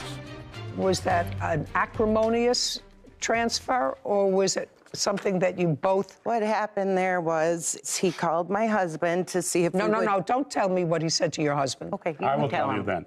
He called me in December and asked me if I would please take the two boys. I told him, I will take them, Dalton, if you start making regular payments. Oh, well, we're out of the money business now, sir. What you're saying is from 2017, when the children were in his custody, your daughter may have been there, but they were in joint custody, and then he maintained custody of the children, and during the time he maintained custody of the children, there was no question whatsoever that he was not paying you back money. He did not make any payments to you. Occasional here and there, we don't keep records. All of a sudden, now you have the boys with you. And then in July, he comes back and he takes the boys back. All I asked you was whether that was an acrimonious, which is an unpleasant, or a harmonious transfer of the children. Mr. Smoody was in July.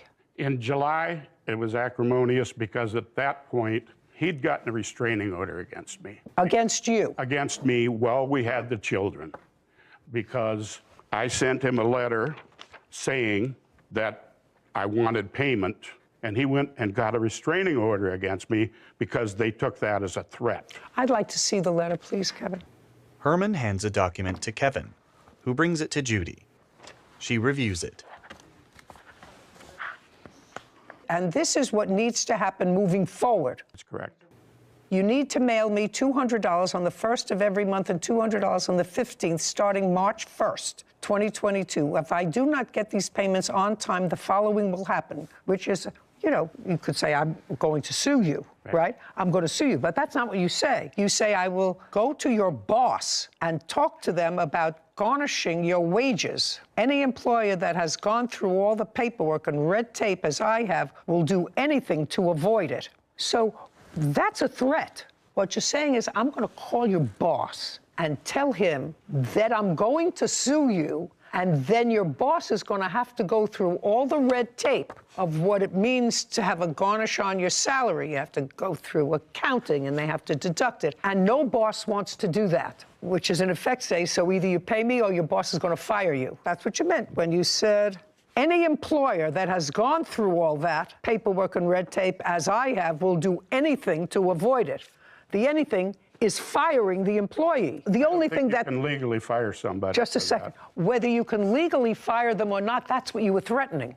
That's what that said. So we got an order of protection against you. Correct. And? Then I didn't fight it because I didn't anticipate having any conversations or contact with him. When you wrote this letter, yes, you had the boys. Yes. Right. Not before. No. Not before. And he had had the boys for some time alone. 3 months. He had had the boys for some time alone. Okay, let's go back to my original question, which was, when the boys went back to their father, was it acrimonious or harmonious? It was not good. Well, so tell me your version of what happened. The reason it was acrimonious is because he knew very well that once we got him, we put him on a strict schedule. 8 o'clock, brush your teeth, 8:15, pajamas, 8:30, bed. Where was your daughter living at this time? With us. Yeah, just to say, if you're going to interrupt him because you want to get it out, I'm sorry, that's not going to be good for you. She had a room at our house. Just a second. So your daughter was living with you. So what you're telling me was your daughter was in the wind someplace. Accurate. Okay. You know, you had her for a long time. He only had her for 5 years.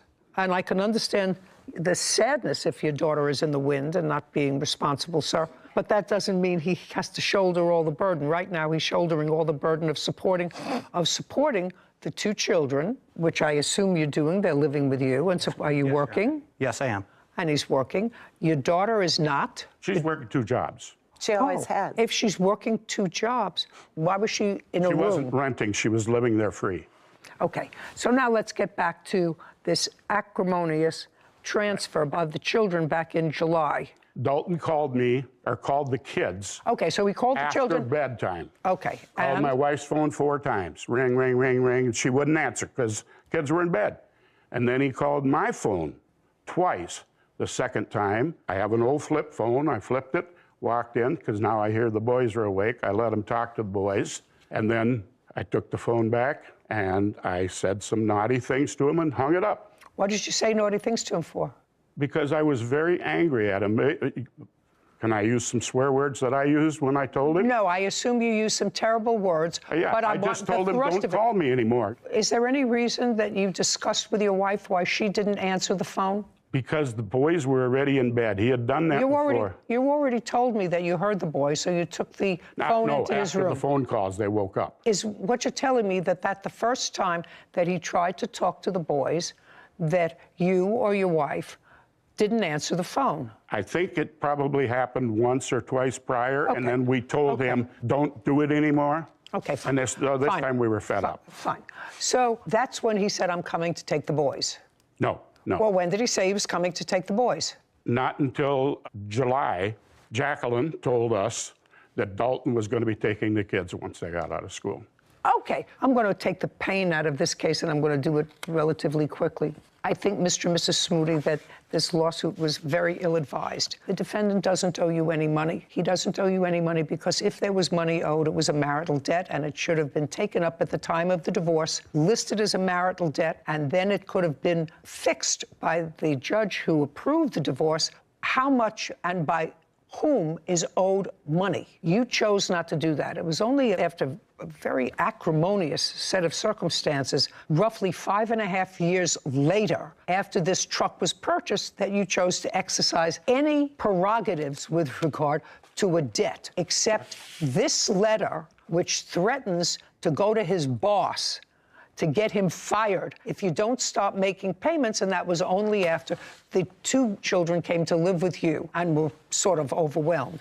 You have to understand, Mr. McDonald, who I think probably is trying, he's got the 2 boys. It got very complicated, but it's not a lawsuit, and I would make nice with him. He's got 2 children that you probably want to have some connection with, and this lawsuit certainly doesn't help that. Well, anyway, for all the reasons that I've stated, your lawsuit's dismissed. We're finished. Thank you. This court is adjourned.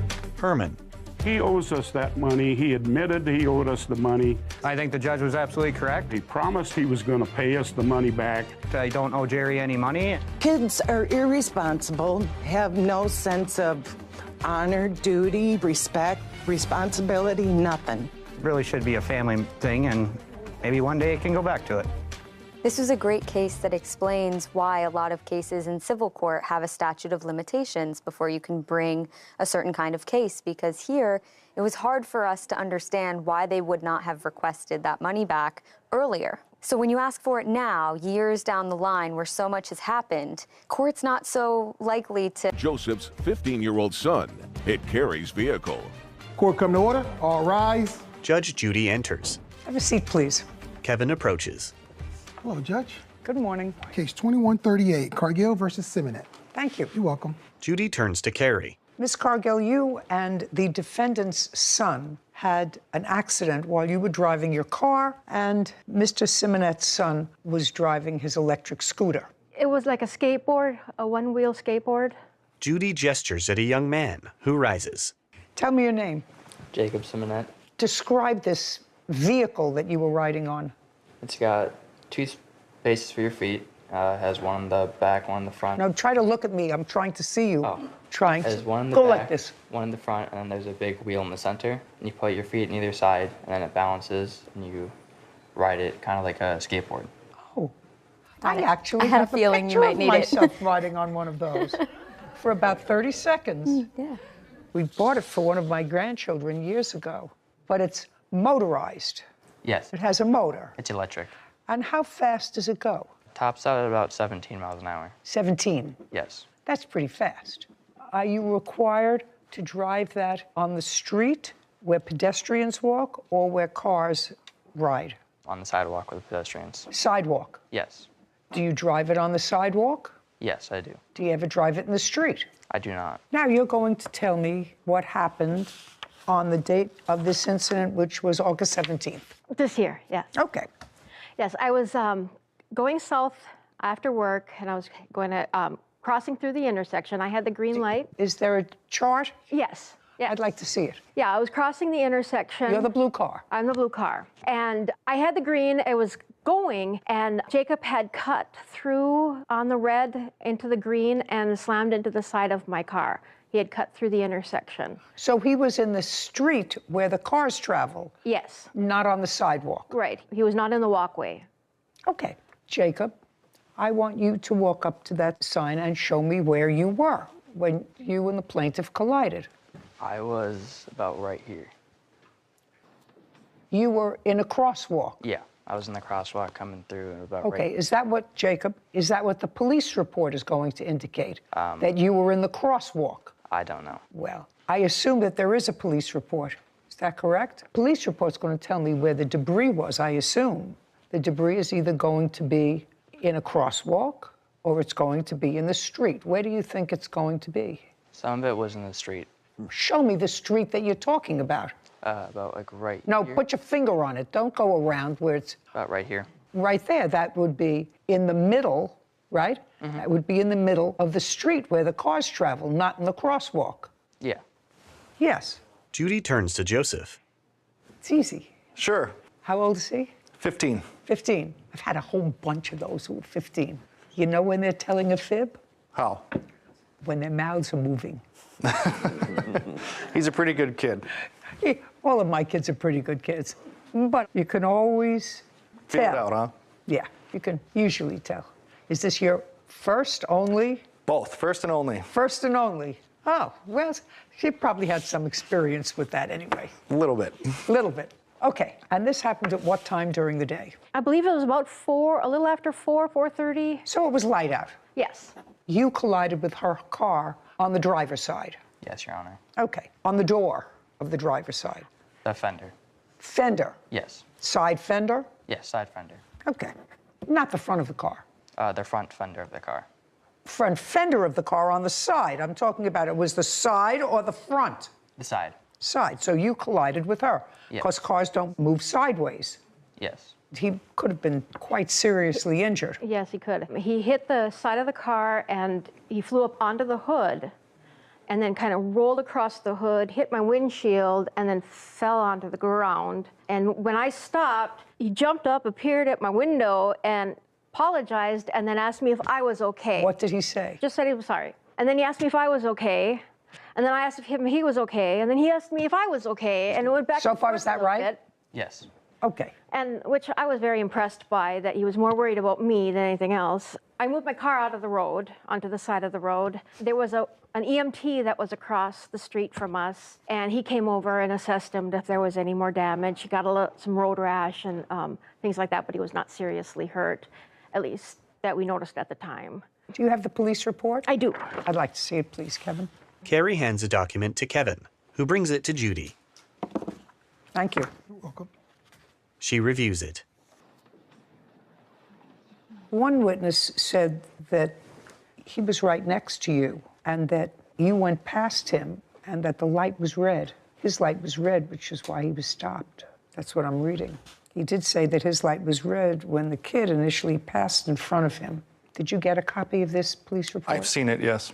Explain to me, would you put on this again and leave that one on because that's the version that I believe. Would you walk over there and explain to me what cut the corner was, what you were doing? It talks about cutting the corners. So I want you to understand, I believe that, based upon what I'm reading here, I believe that. Mm-hmm. So now I want you to show me how you cut the corner. So I was coming to this one, and I went through, and instead of going here and just going through the sidewalk, I just went like around here and through this crosswalk. What's cut the corner? Cut the corner here, right there. You mean just that little space is what you're talking about? You cut the corner? Yeah, I went from about... I want you to understand, I believe that you were in the street.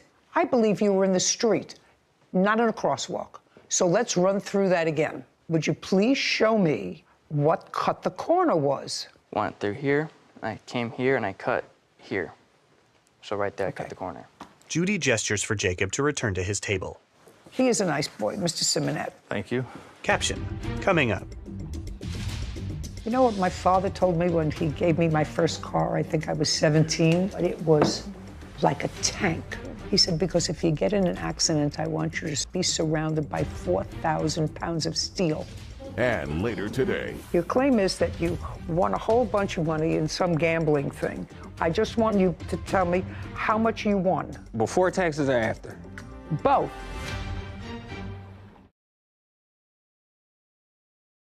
A courthouse. The Judy Justice logo appears. In the courtroom, Carrie, Joseph, and Jacob. Carrie Cargill claims Joseph Simonet owes for damage after his 15-year-old son hit Carrie's car while riding an electric skateboard. Okay, the police determined that based upon the eyewitness testimony that the pedestrian, Jacob, is at fault and believed to have crossed the intersection before having the right-of-way. The vehicle had the green light. In any event, do you have photographs of your car? Carrie with a photo. This happened in August, and you were called to the scene by your son, is that right? Correct. And you got there, you know that he was a little banged up, but thankfully... He was in okay. an ambulance when I arrived, but shortly after, yes, he did walk out of the ambulance and suffered some injuries, which I have pictures of if you'd like to see them. I'm sure he was banged up. He had bruises from falling off the... From being launched from the vehicle after the collision, correct. Okay. You know, he was really lucky that she wasn't going faster. Correct. Could have been much worse. We were Could have been much thankful for his health and the outcome of the incident. You're right. Okay, can I see an estimate to fix your car, please? A document. Thank you. You're welcome. Judy reviews it. What kind of a car do you have? A 2015 Equinox Chevy? You had full coverage on the car, is that right? Yes. But with a $1,000 deductible. Yes. So if you put this through to your insurance, you have a $1,000 deductible. Yes. Right? Anything else you want to tell me, Jacob? No. Do you still ride one of those things? It's broken. I didn't get a new one, no. It was destroyed in the accident. You know what my father told me when he gave me my first car? I think I was 17. He bought me the oldest, ugliest car, but it was like a tank. All my other friends were getting these nice, cute little cars, and this one was like an old person's tank Cadillac or something. You know, we're talking 50 years ago. And I said, why do I have to have this car? Everybody else has cute cars. He said, because if you get in an accident, I want you to be surrounded by 4,000 pounds of steel. That's pretty much the lesson that I've sent out there. 4,000 pounds of steel. One and only, surrounded by lots of steel. Judgment for the plaintiff in the amount of $1,000. Thank you, we're finished. This court is adjourned. Carrie, then Joseph. Overall, I'm happy. She had some fault due to hitting a pedestrian in a crosswalk. It was surreal, like out of the movies. Your heart stops, and all you can do is look for the car keys and panic and get there as fast as you can. I am so glad that he was okay. I remember just flying through the air, and then I was on the ground, and I got right up. Be very careful. Count your blessings and enjoy every moment that you have, because things could change in an instant. Sarah and Judy.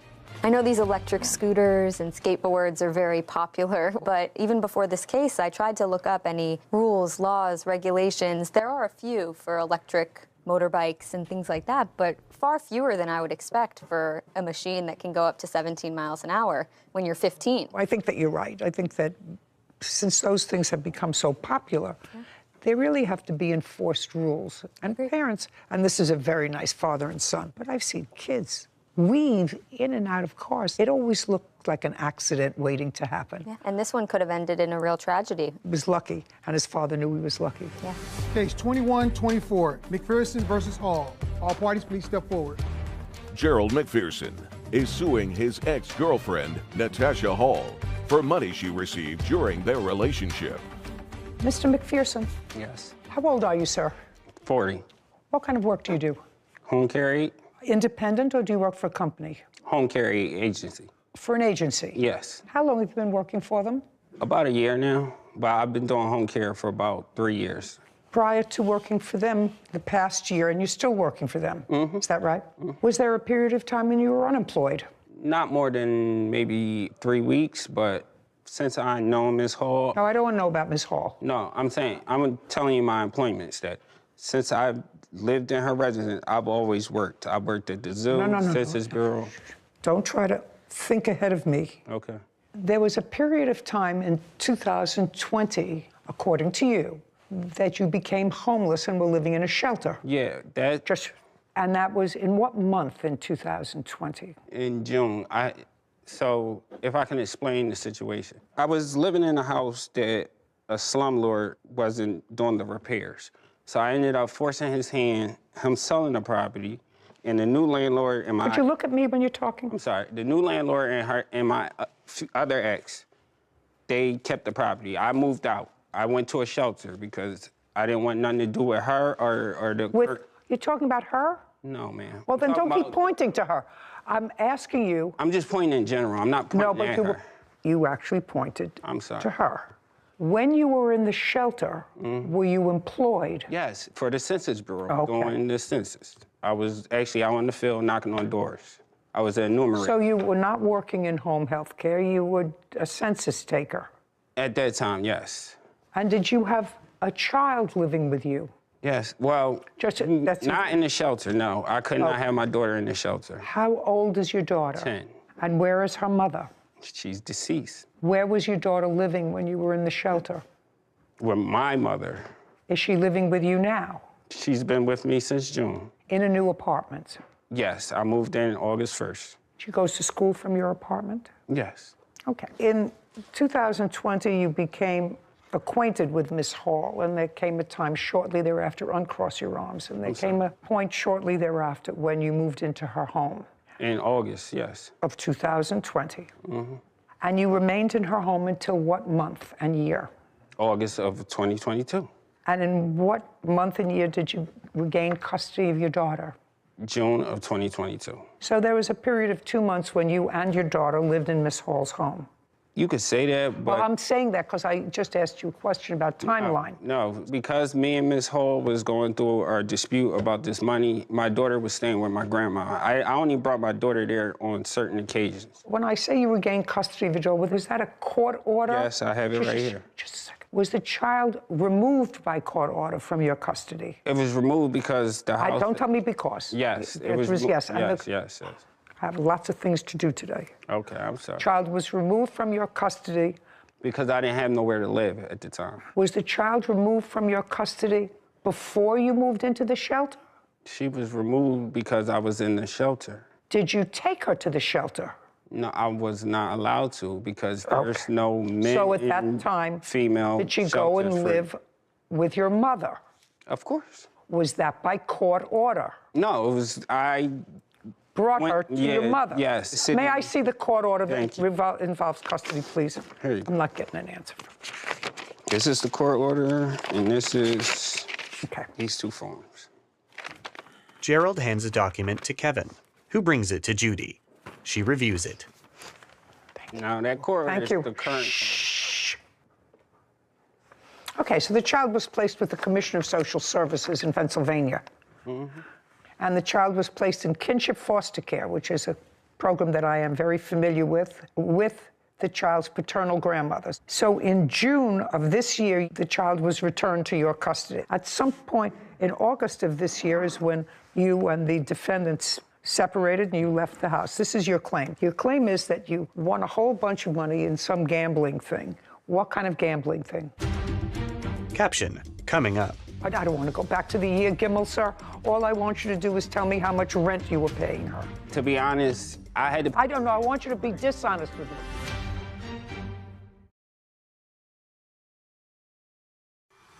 A courthouse. The Judy Justice logo appears. In the courtroom, Gerald and Natasha. Gerald McPherson claims his ex-girlfriend, Natasha Hall, wrongfully spent the money he gave her for rent. Your claim is that you won a whole bunch of money in some gambling thing. What kind of gambling thing? I want you to look at me when you talk, not at the papers. No, I was going to... In what kind of gambling thing did you win money? I betted on 25 games. What 25 games? NBA, college, hockey. Okay, and you bet where? On FanDuel. It's an app called FanDuel. Okay, and you won? Yes. I don't understand the whole thing. I don't want to learn the whole thing. I don't care about the whole thing. I just want you to tell me how much you won. Before taxes or after? Both. Okay, $36,742, and after taxes, $26,889. On what date? So I won the bet on the 28th. It came into my account. 28th of what? January. Of what year? This year. And you had been living with Miss Hall for 2 years? Prior, yes. Okay, and you were working according to you all of that time? Yes. Okay, good. Were you paying any rent to Miss Hall? I have receipts. Yes, I want to see those. How much rent were you paying? So when I met Miss Hall... I don't want to go back to the year, Gimel, sir.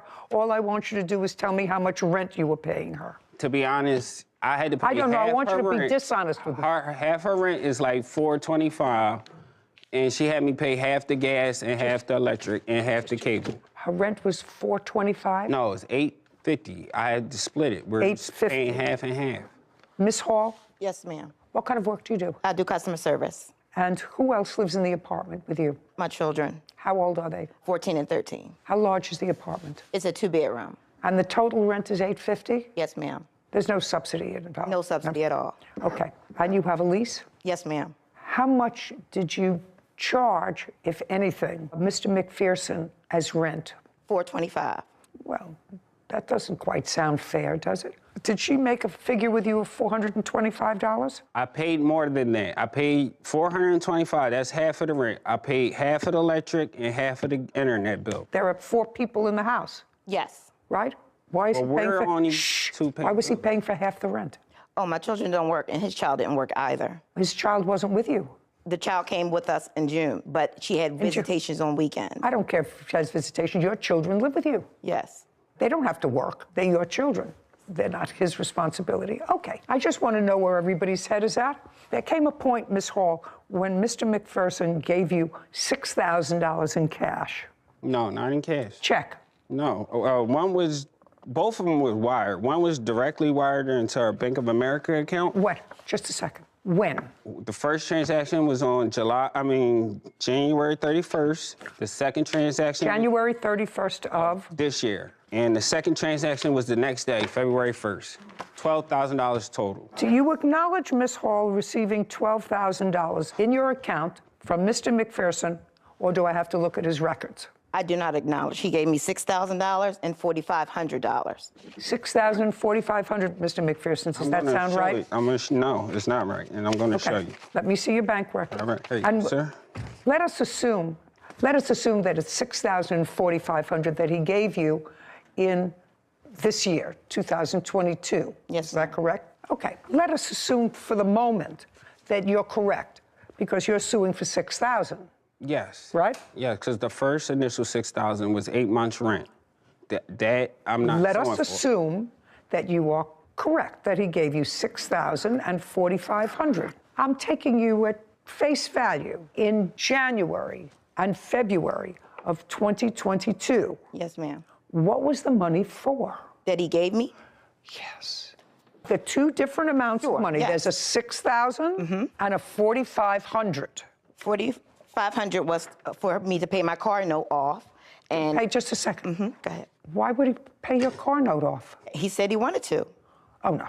That's ridiculous. Ms. Hall, let me just check. Can I say something? No. He even wrote that on there for your car note. No, you said in January he won a bet and cashed it out. A few days later, he gave me money via Cash App to catch up on his rent and as a thank you for helping him out. I don't see anything here about gift for a car note in your answer.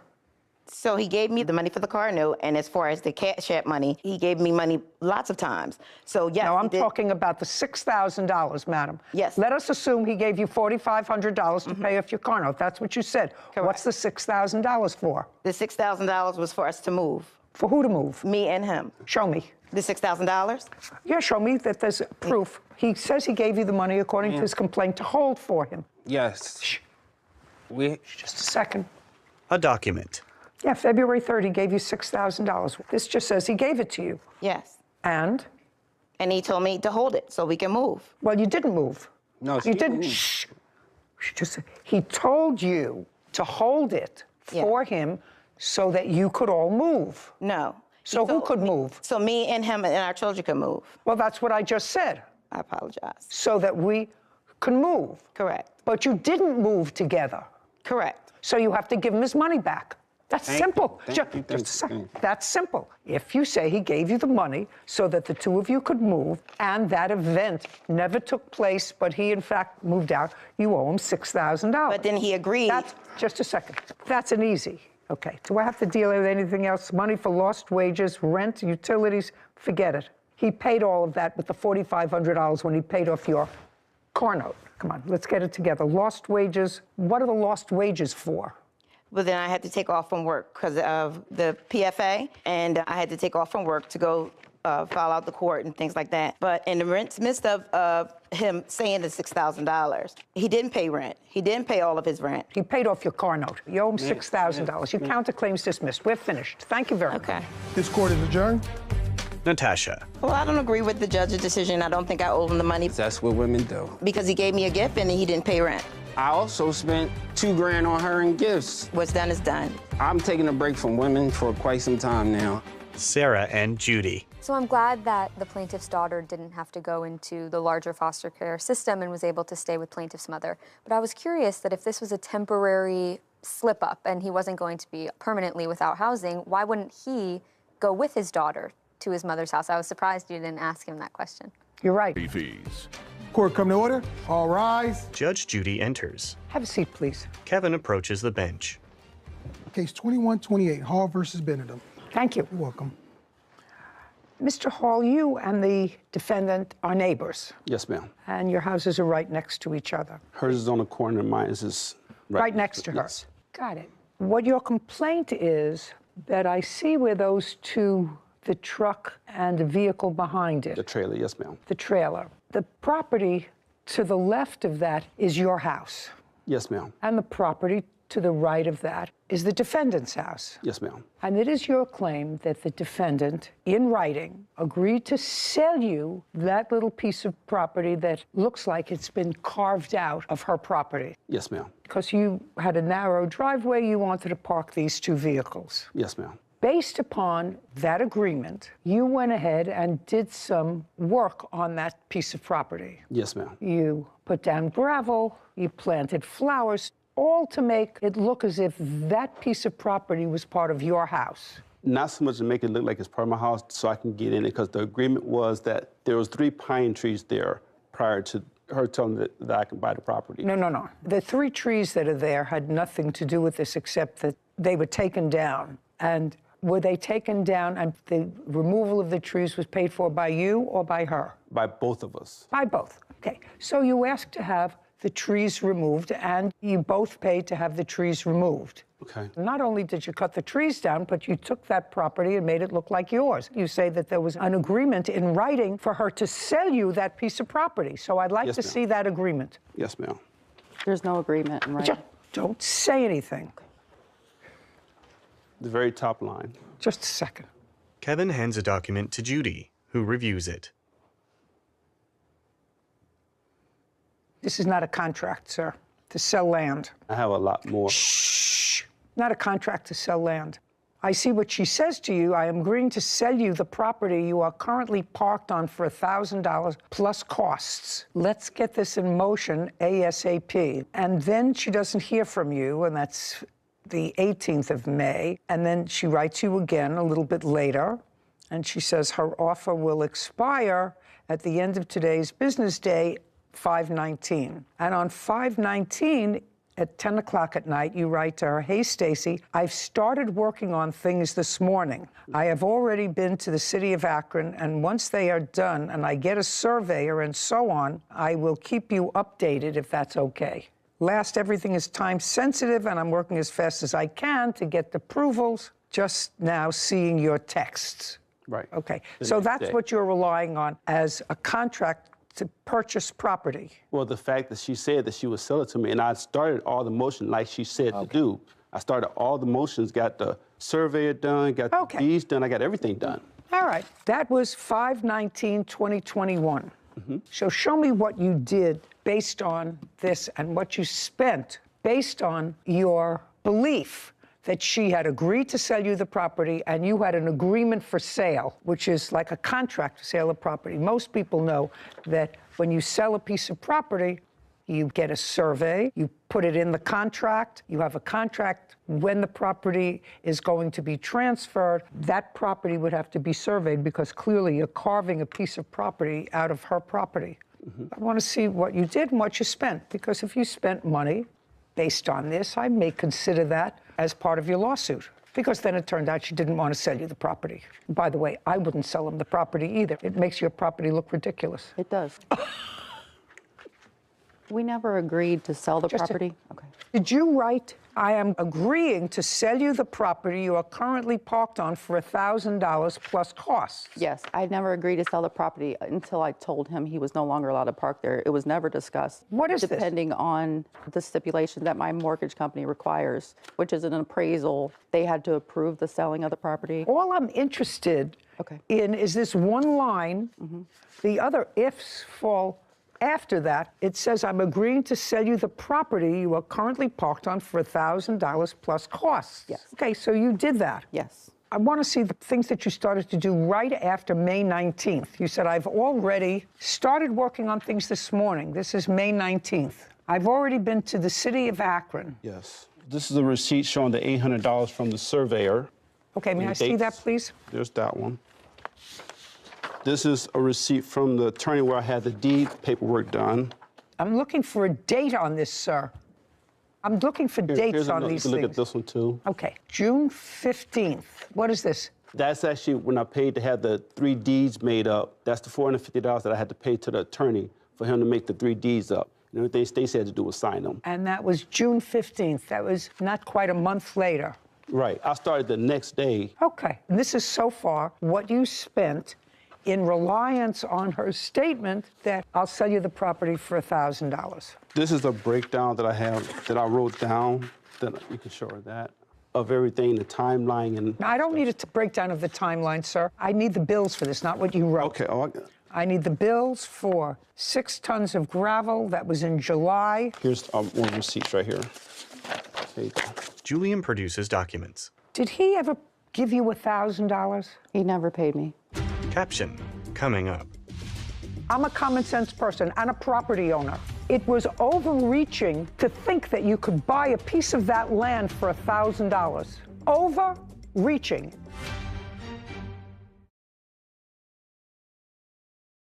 A courthouse. The Judy Justice logo appears. In the courtroom, Julian and Stacy. Julian Hall claims his neighbor, Stacy Benedum, owes for building costs and attorney fees. Stacy is countersuing, claiming Julian was illegally parking on her property. Okay, so far all I have that you paid was $450 for the deeds, $800 for the survey, and gravel to be delivered. I got the gravel in there. I also have the concrete that I had laid, flowers and stuff that I put in. Did he pay part of having the tree stumps removed? We split the cost and the labor of removing the debris of the trees. No, ma'am, that's not true. Who wanted the trees removed? I never had a problem with the trees. I like the trees. Don't speak. He wanted the trees cut down so he could have more space. He was already parking underneath the trees with a smaller trailer, just not his truck. He wanted more space, so he came to me and said, hey, what if I split the cost of the cutting of the trees? I said, that's fine, I'll split the cost, that's fine with me. And then I agreed to let him continue to park there as long as there was no tire marks, that's what it was. And then he built this thing. Well, he formalized parking there. Mm-hmm. Okay. At what point did Miss Benedum tell you that she was not going to sell you the property? This actually started on 4/3 of 18. I'm not interested. I'm interested in the beginning of these texts, where you clearly had discussions, trees were removed. I don't quite understand why she allowed you to remove the trees, and I don't understand the whole transaction. Because it wasn't my choice. Just a second, it was your choice. You wanted to park there. That's what you wanted. But the trees was dying. I don't care if they were dying. I don't care if they were shriveled up. I don't care. You carved out a piece of property. Now, if you carved out a piece of property that belongs to her and you didn't have an appropriate agreement in writing, which it has to be, then I believe, based upon her statement that you acted on, you're entitled to whatever you spent to renovate that property. Do you understand?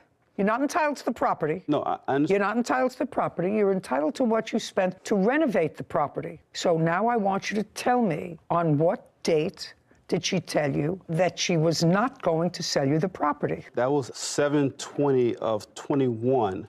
After I got everything done and called her, and asked her, could she meet me at the bank? She said, no, I'm not selling to you for $1,000. But it goes deeper than that. That's what I'm trying to explain to you. It goes deeper than that because when it came to the trees, I didn't approach her with the trees. She came to me and said, since the tree was dying, I said, well, I'll go in half with you. At that point, I said, when can I use the property? She said, you can use it as long as you need it. So that's when I started investing all this money into the property. So what? I don't care. She said to you, you can use it as long as you want. Yes, ma'am. Okay. I said nothing permanent. She said, as long as I need it. That's why I invested the gravel. Okay. What I'm telling you, sir, is the purchase and sale of property has to be with a certain formality. If you dealt with an attorney, the attorney would tell you that it had to be in a formality, signed by her, signed by you, the contract that provided for sale, when it took place, what the survey was, whether her bank would agree to let her sell off a piece of the property because you have a mortgage, all of those things. That's why agreements to sell real property, which is land, have to be in accordance with a certain set of rules.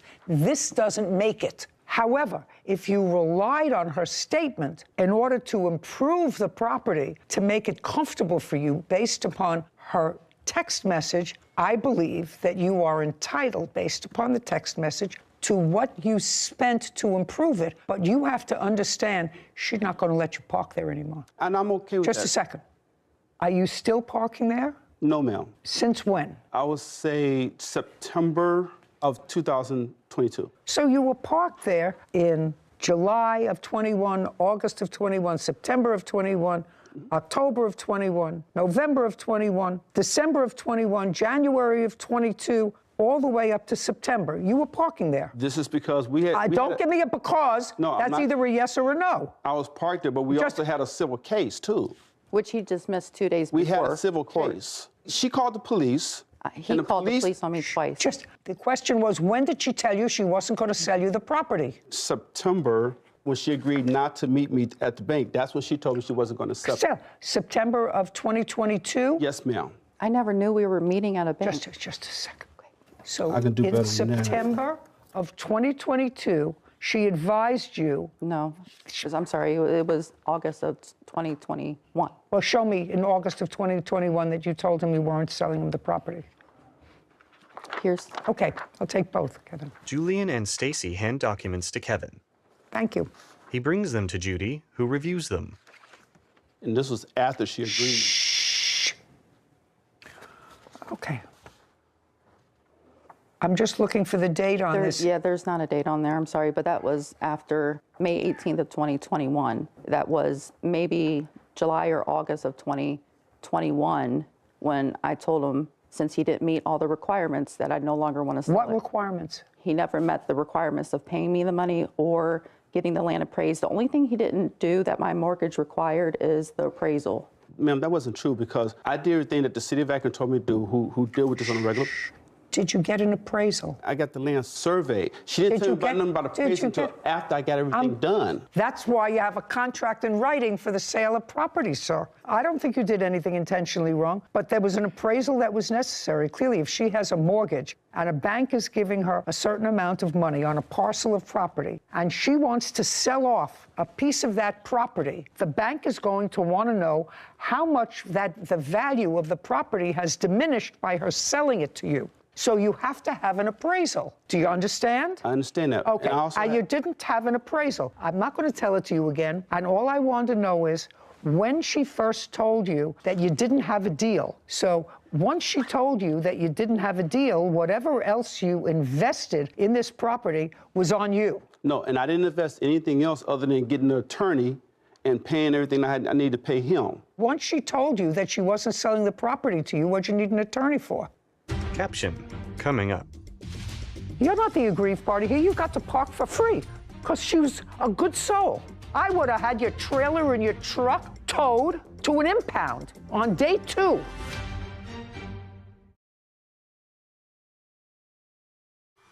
A courthouse. The Judy Justice logo appears. In the courtroom, Julian and Stacy. Julian Hall has accused his neighbor, Stacy Benedum, of breaking their agreement. Stacy claims there was never an agreement and is countersuing for parking fees. Once she told you that she wasn't selling the property to you, what'd you need an attorney for? Because I had already had an investment after she said she was going to sell it to me. Once the attorney got involved, he told me to dismiss the case. Then after that, like 3 days later, I moved off the property. Just a minute. So who brought a civil case? I did. When? Last year of 21. And what happened with that case? It was dismissed. What did you bring a case against her for? For breach of contract. It was dismissed because there was no contract. Your Honor, can I say something? What? He made all these improvements in 2018 before we ever discussed selling the property. You mean he put the gravel in? Yeah. Well, how could he put the gravel in over trees? The trees were cut down in 2018. Is that right, sir? Hey, that's correct. The trees yes, that were cut down in 2018, well before this. Yes. So you did use it. You used it for how many years? You used it 18, 19, 20, and 21. You used it. You used it. You had value from it. You had value from somebody else's property. You used her property for you to park on. You can't. I wouldn't have done none of this if she would have told me no. Every move that I made, I asked her first. I got it in text message. I asked her, can I do this? Can I do this? She said, yeah, go ahead and do it. If she would have said no, I wouldn't have done none of it. I wouldn't have put a dime into the property. I'm not going back to 2018, sir. If you made these improvements in the property in 2018 or 2019, before there was any hint of a writing that she was going to sell you property. She had a verbal that I can park there as long as I wanted to. Okay, your case is dismissed. Mr. Hall, you don't have a case. You did park there until she told you not to park there anymore.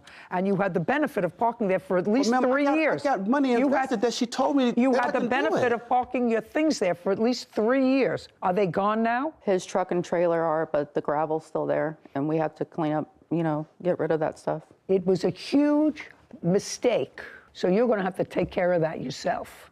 Okay. And I would take care of that because that looks ridiculous. I will. That looks ridiculous. You have a counterclaim. Yes. For parking. Forget it. But listen, I told him he couldn't park there back in May of 2021. He continued to park there till... So you should have been more vigilant. My attorney didn't notify him till May of this year of 2022 that if he continues to park there, we'll charge him $75 a day. And he continued to park there until the case was dismissed in August of 2022. So I'm only suing him for May of 2022 to August of 22. And did he move it?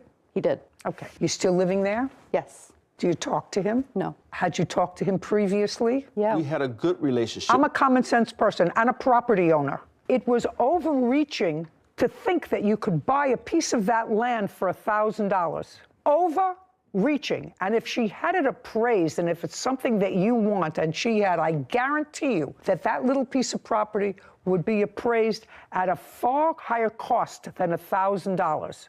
Guaranteed.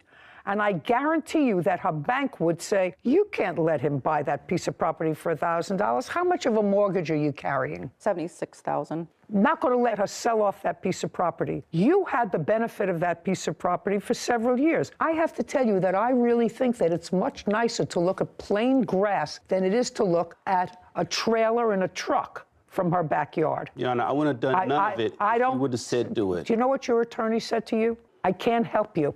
You don't have a contract. And Mr. Hall, that's what I'm telling you. I can't help you.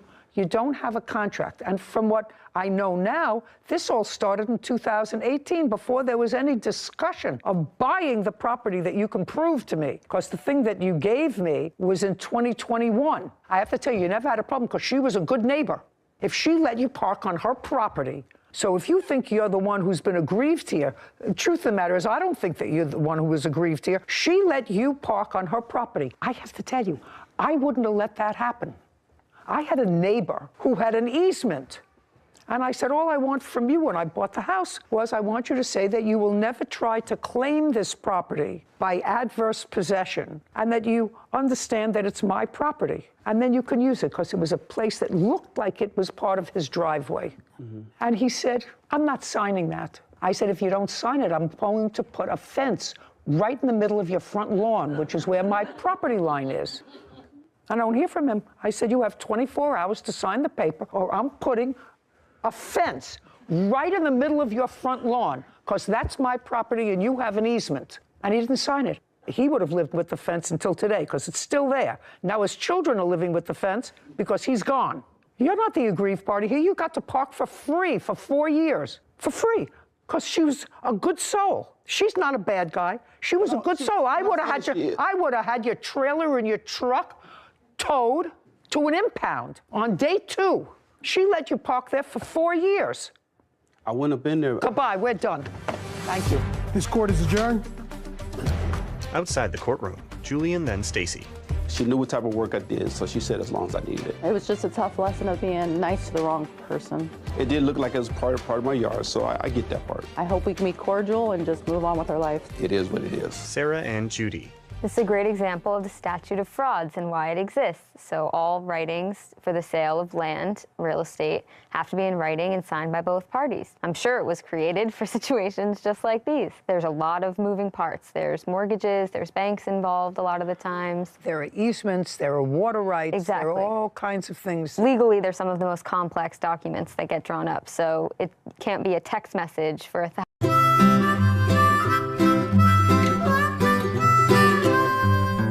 Mary had a little lamb, little lamb, little lamb. Mary had a little lamb, its fleece was white as snow. And everywhere that Mary went, Mary went, Mary went. And everywhere that Mary went, the lamb was sure to go.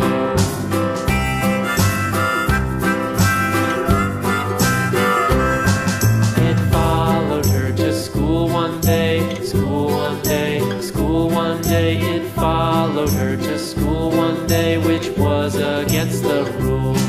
It made the children laugh and play, laugh and play, laugh and play. It made the children laugh and play to see a lamb at school.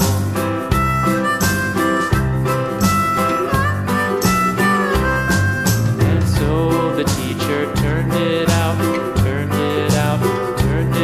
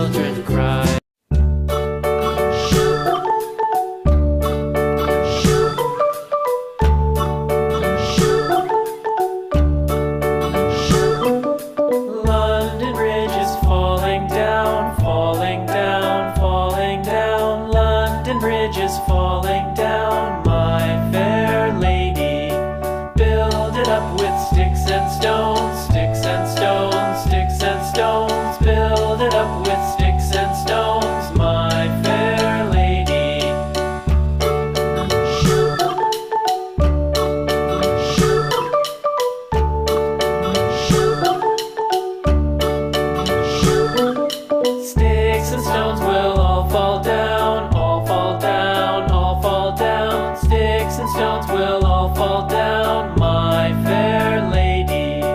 Build it up with wood and clay, wood and clay, wood and clay. Build it up with wood and clay, my fair lady.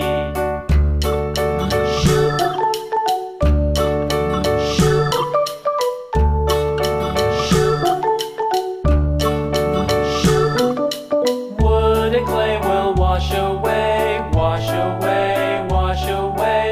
Wood and clay will wash away, my fair lady. Build it up with iron and steel, iron and steel, iron and steel. Build it up with iron and steel, my fair lady.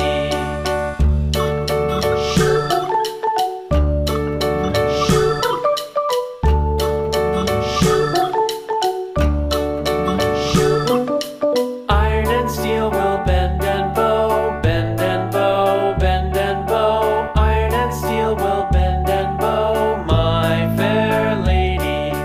London Bridge is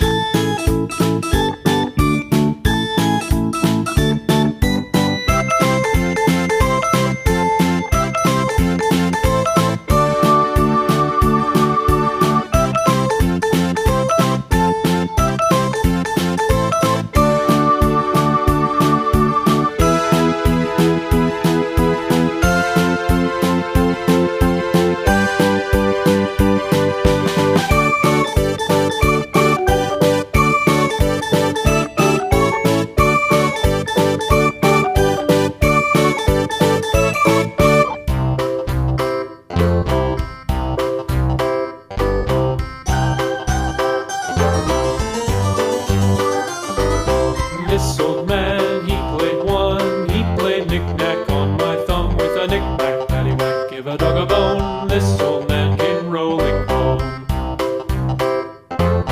This old man, he played two. He played knick-knack on my shoe with a knick-knack, paddywhack, give a dog a bone. This old